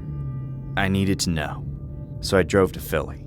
His apartment complex smelled like piss and bleach. The landlord let me in after I told him I was Dean's son. Said he'd always been kind of twitchy. I searched his place. Mostly junk. Unpaid bills, fast food wrappers, and bottles of Seroquel and booze. Then I found the folder under the mattress. It was labeled, "If shit hits the fan." Inside were printed emails, screenshots, and a handwritten note that chilled my bones. I thought I wanted revenge, but I just wanted to be remembered. I paid him, then I begged him to stop. He laughed, said death doesn't work on a refund policy. I couldn't protect anyone, not even from myself. The paper was smudged. There were tear stains, but it was his handwriting. I recognized the crooked R's from old birthday cards. I should have told the cops, but instead, I burned it all in a metal trash can behind the building. The idea of my mom ever reading those words, knowing how close Mark came to dying, it was too much. I thought that was the end. I thought I buried the truth in ashes. But 2 weeks later, Mark got into a car accident. Single vehicle, brakes cut. He survived, barely. Concussion, broken collarbone, internal bleeding. Probably a mechanic screw-up, the police said. But I knew better. My new phone having my new number buzzed that night. You think you can ignore me, college boy? The voice was distorted, like someone talking through an old speaker. You think daddy's blood gets you immunity? Leave us alone, I said, gripping the sink. He's dead. The contract is void. You know what's funny? He tried to cancel. Sent me a little bonus even. Said you were a good kid. But that's not how I work. You hire me, someone dies. The voice said. I hung up and finally did what I should have done from the start. I went to the cops. They didn't laugh. They didn't shrug. These dark web hitmen aren't always killers. Some are scammers. Some are psychos. Some actually follow through. Whoever this is, he's got resources. I had to testify. I had to relive every moment. The announcement, the email, the photos, and the car accident. The cops launched an investigation. For months there was nothing. Then one day, they called. We found him. He wasn't in Russia or Romania like I'd imagined. He was in Pittsburgh, Pennsylvania. A 28-year-old ex-IT guy named Jasper Trent, who lived in his mom's basement. He'd run multiple accounts on dark web forums, accepting jobs, faking hits, and occasionally actually doing them. He had my name, Mark's name, my college, my mom's work schedule. All of it printed out and pinned on a wall like some true crime murder board.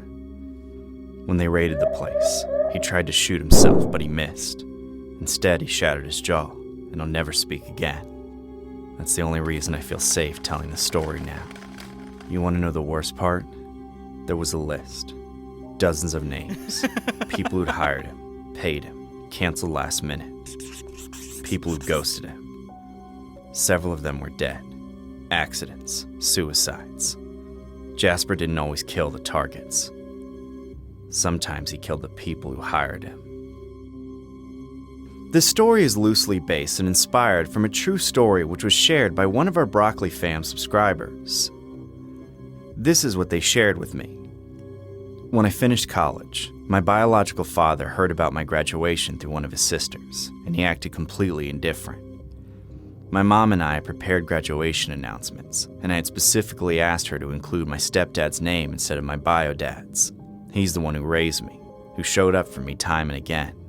When the announcements were finally sent out, they listed my mother and stepfather, leaving my biological father out entirely. Later, my bio dad saw the announcement and got extremely upset that his name wasn't mentioned, even though he'd shown little interest in the milestone in the first place.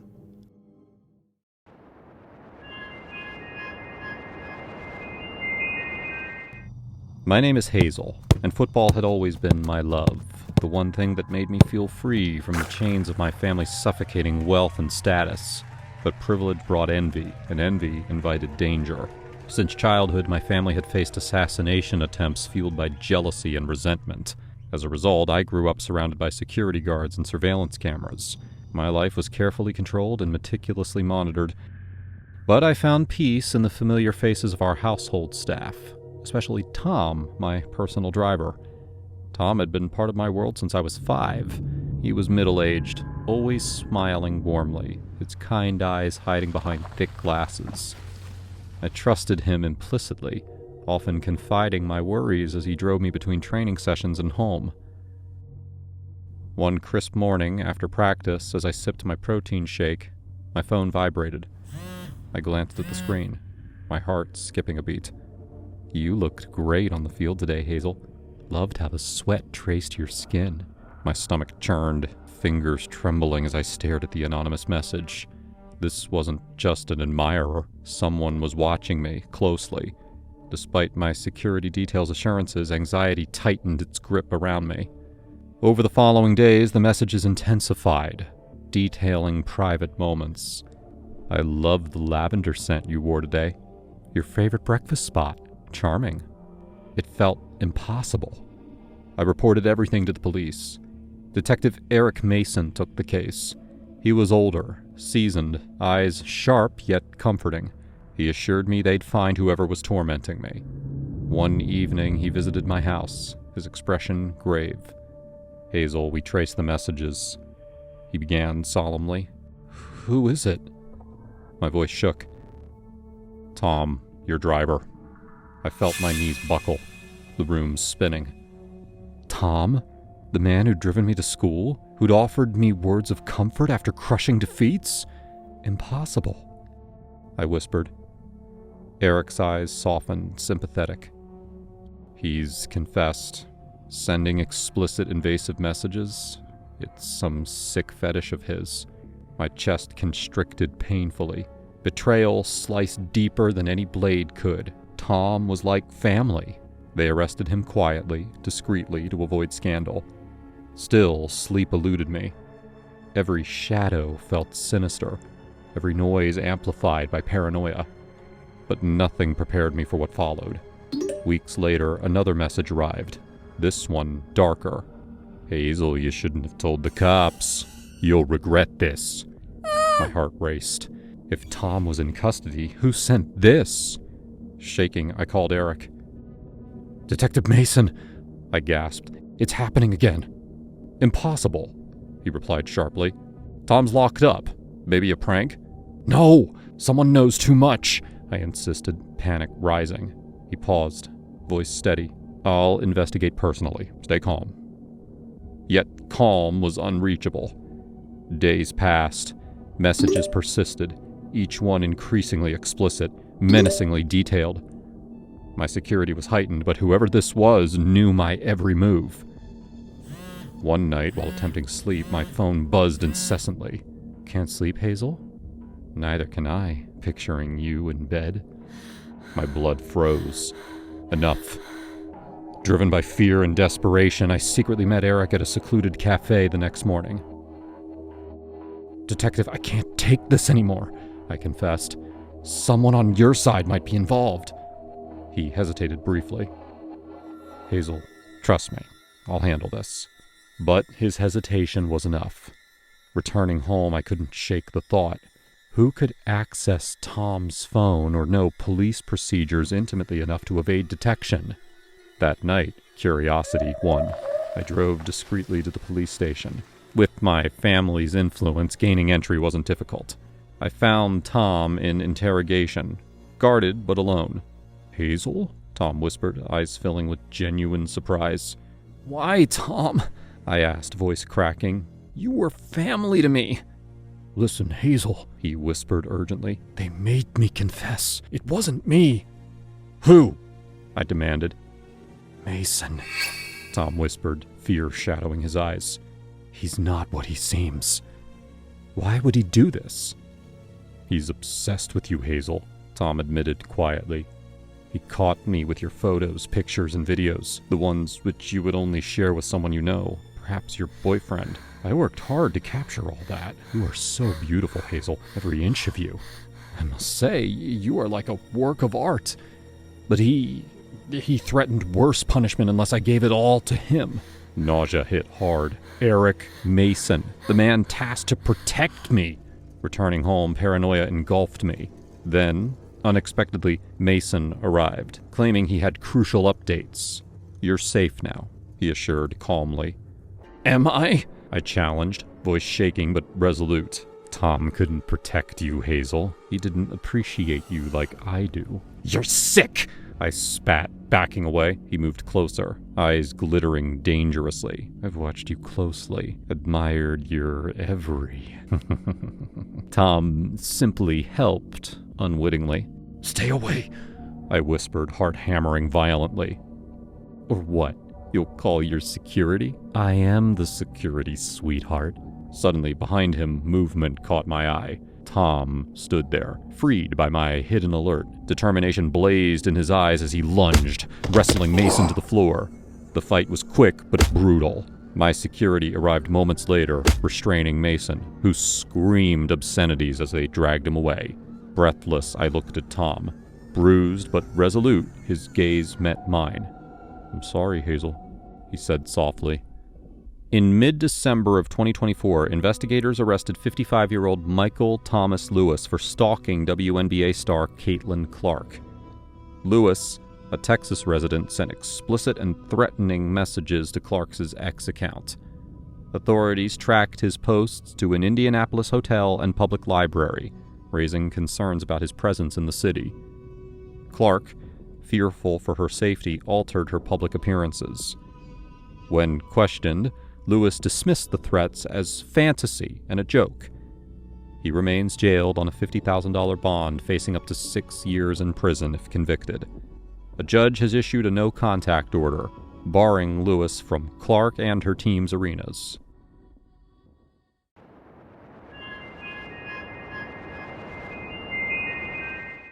My name is Nina, and I'm in my second year of college right now, so this took place around 2 years ago. When I was a senior in high school, I was in the car hanging out with 2 of my male friends, and I got a DM on Instagram from this account. For privacy reasons, let's call this account Jason Lee ABCD. This account was messaging me, basically telling me that he's in my grade and that he goes to school with me and that he likes to be bitched around by girls, bossed around, and is a sissy boy. When I asked him who he was, he told me that he wants to keep his identity a secret and he wants me to bitch him around. I obviously thought this was weird, so I said no.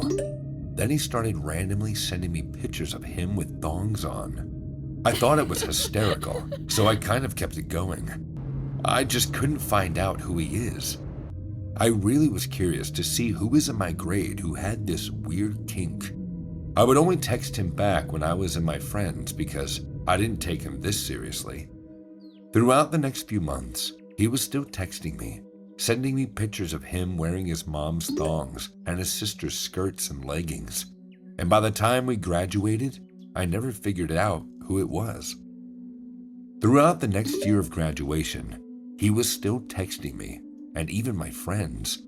I started telling everyone I could about the situation, seeing if anyone I knew could identify him as someone in my grade.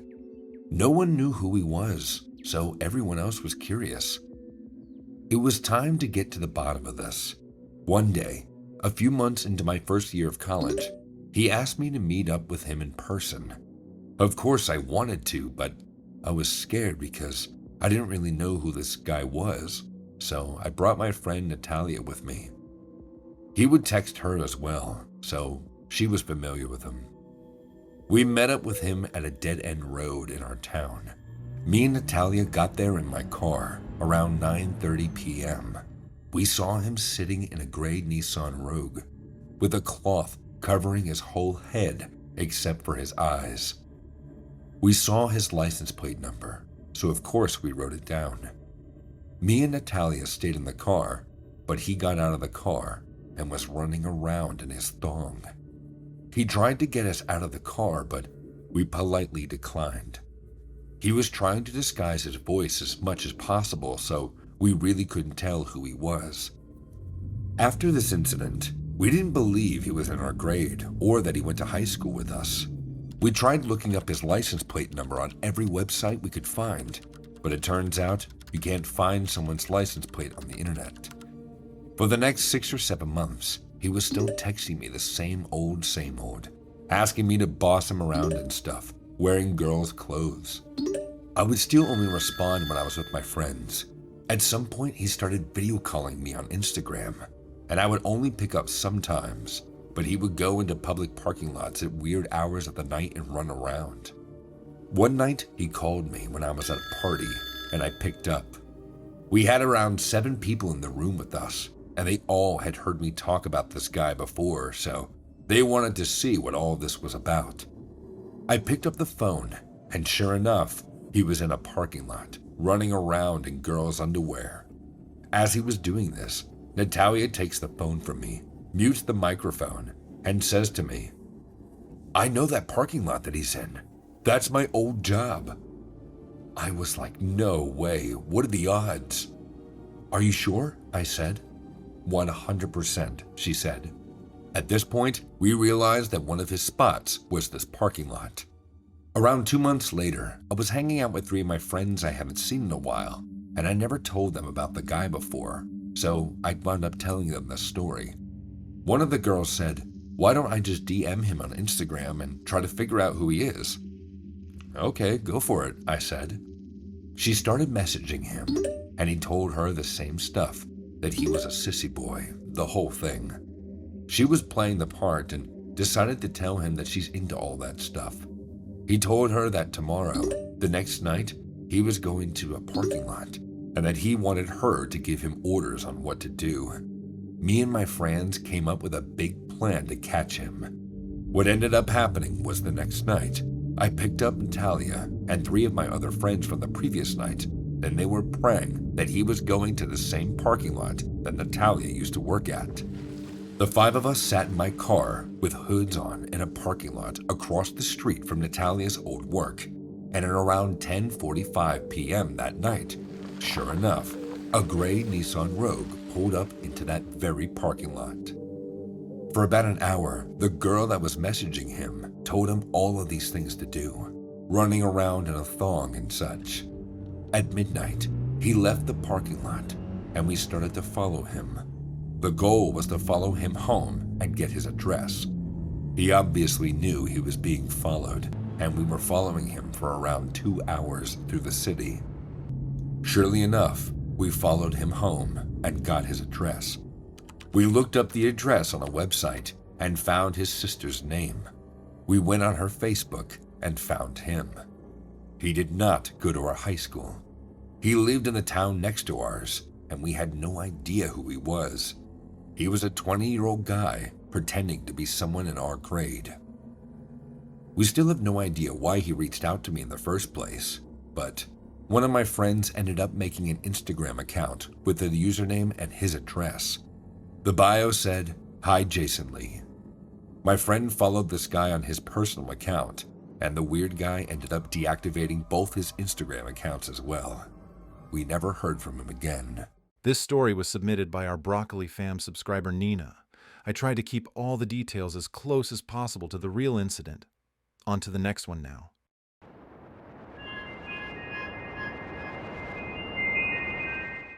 I never imagined my life would come to this. Hiding behind a cabinet in the back of a jewelry store, crouched low with my mouth pressed against my hand to keep the sound of my breath from betraying me. The air was stale, humming with the low buzz of fluorescent lights and the faint scent of expensive perfume, probably from the last customer who walked in before all this went sideways. I was sweating through my shirt, not because of fear. At least, that's what I told myself. But because I had made a series of terrible decisions, and the worst of them was falling for a woman who craved diamonds more than love. Her name was Eliza, model perfect, with eyes that could melt titanium, and legs that went on for miles. She sold me a dream of passion and danger, but all she ever really wanted was what sparkled. She wore Victoria's Secret like armor, seduced like a siren, and wouldn't let me lay a hand on her unless I showed up with something from Cartier, Tiffany's, or Harry Winston. I worked a cushy consultant job in Midtown Manhattan. I made good money. But Eliza, she devoured it. Every month ended with me broke, wondering how I'd pay rent. One day, something in me cracked. "What do you even see in jewelry?" I asked her over dinner once, tossing a velvet box on the table. She didn't even glance up. "It's not the jewelry, babe. It's the power, the attention, that feeling of being worth it." So I decided to understand it, not by reading some bullshit article in Cosmo, but by spending time where the obsession began, the showroom floor. I convinced the owner of Marlowe & Rose, a swanky Fifth Avenue boutique, to let me shadow him under the guise of writing a business article. He was flattered, the idiot. I spent weeks watching customers come and go, studying the shine in their eyes when they saw something glitter. I watched women swoon, men gulp down their guilt and swipe credit cards to buy forgiveness in the shape of gold and sapphires. I watched it all, and I started planning. It was supposed to be clean. Get in, get the haul, disappear. I knew their routines, security loopholes, even the code to the vault. But there was one thing I hadn't accounted for. I wasn't the only one watching. That night, everything went to hell. I slipped in after hours. The back door clicked open exactly like I expected it to. The cleaning crew had left. The alarm system had its usual 3-minute delay before activation. I moved fast. In and out. That's what I told myself. But then the footsteps started. Not mine. Not a guard. Slow. Calculated. A rhythm I didn't recognize. I panicked and hid behind the cabinet, hands over my mouth, heart pounding like a jackhammer. Then I saw him. Tall, wiry, in a black hoodie and gloves. He moved like he belonged there. His eyes scanned the room, like he knew it even better than I did. And that's when I saw it. The glint of a knife at his waist. "Shit," I whispered. This wasn't a robbery. This was a cleanup. My eyes locked onto the open door across the office space. I recognized it. Marlowe's private vault room. If I made it there, I could lock the hydraulic door from the inside. The man hadn't seen me yet. I plotted the path in my head. I bolted. Tables, chairs, a coat rack that nearly tripped me over. The man shouted some words I couldn't make out, but his feet pounded after mine. I reached the hallway. A body lay crumpled at the vault entrance. My stomach turned. It was Marlowe, throat cut clean, blood pooled beneath his head like dark ink. I didn't stop. Something on the floor caught the light. Keys, maybe. A ring. I didn't care. I glanced at my watch. 5:58 p.m. I had 2 minutes before the silent alarm auto-activated. That gave me a window. Barely. I jumped over the corpse and flung myself into the vault. The lights inside were off. Pitch black. I twisted and pushed my back against the door, forcing it to close. It hissed and whooshed with that unmistakable hydraulic sound. There were footsteps right behind me, a final dash. But I was faster. The door sealed with a click. Silence fell. I slumped against the door, heart rattling in my chest, letting out a sob I didn't know I had in me. It echoed softly in the blackness. "Scared of the dark?" The voice wasn't mine. It came from the black. Cold, smooth, female. I froze. My hand searched blindly for anything. My phone, a weapon, a damn flashlight. "Who's there?" I whispered. "You think you're the only one who planned this?" Then came the flash. Silver. A blade. I twisted, but not fast enough. Pain sliced across my shoulder. I screamed. A short, broken sound. Then, silence. When I came to, I was lying on the vault floor, blood seeping into my sleeve. The vault door was open and morning light flooded in. She was gone. So was everything else. The shelves were bare, empty velvet boxes scattered like forgotten prayers. Every diamond gone. I stumbled out into the hallway.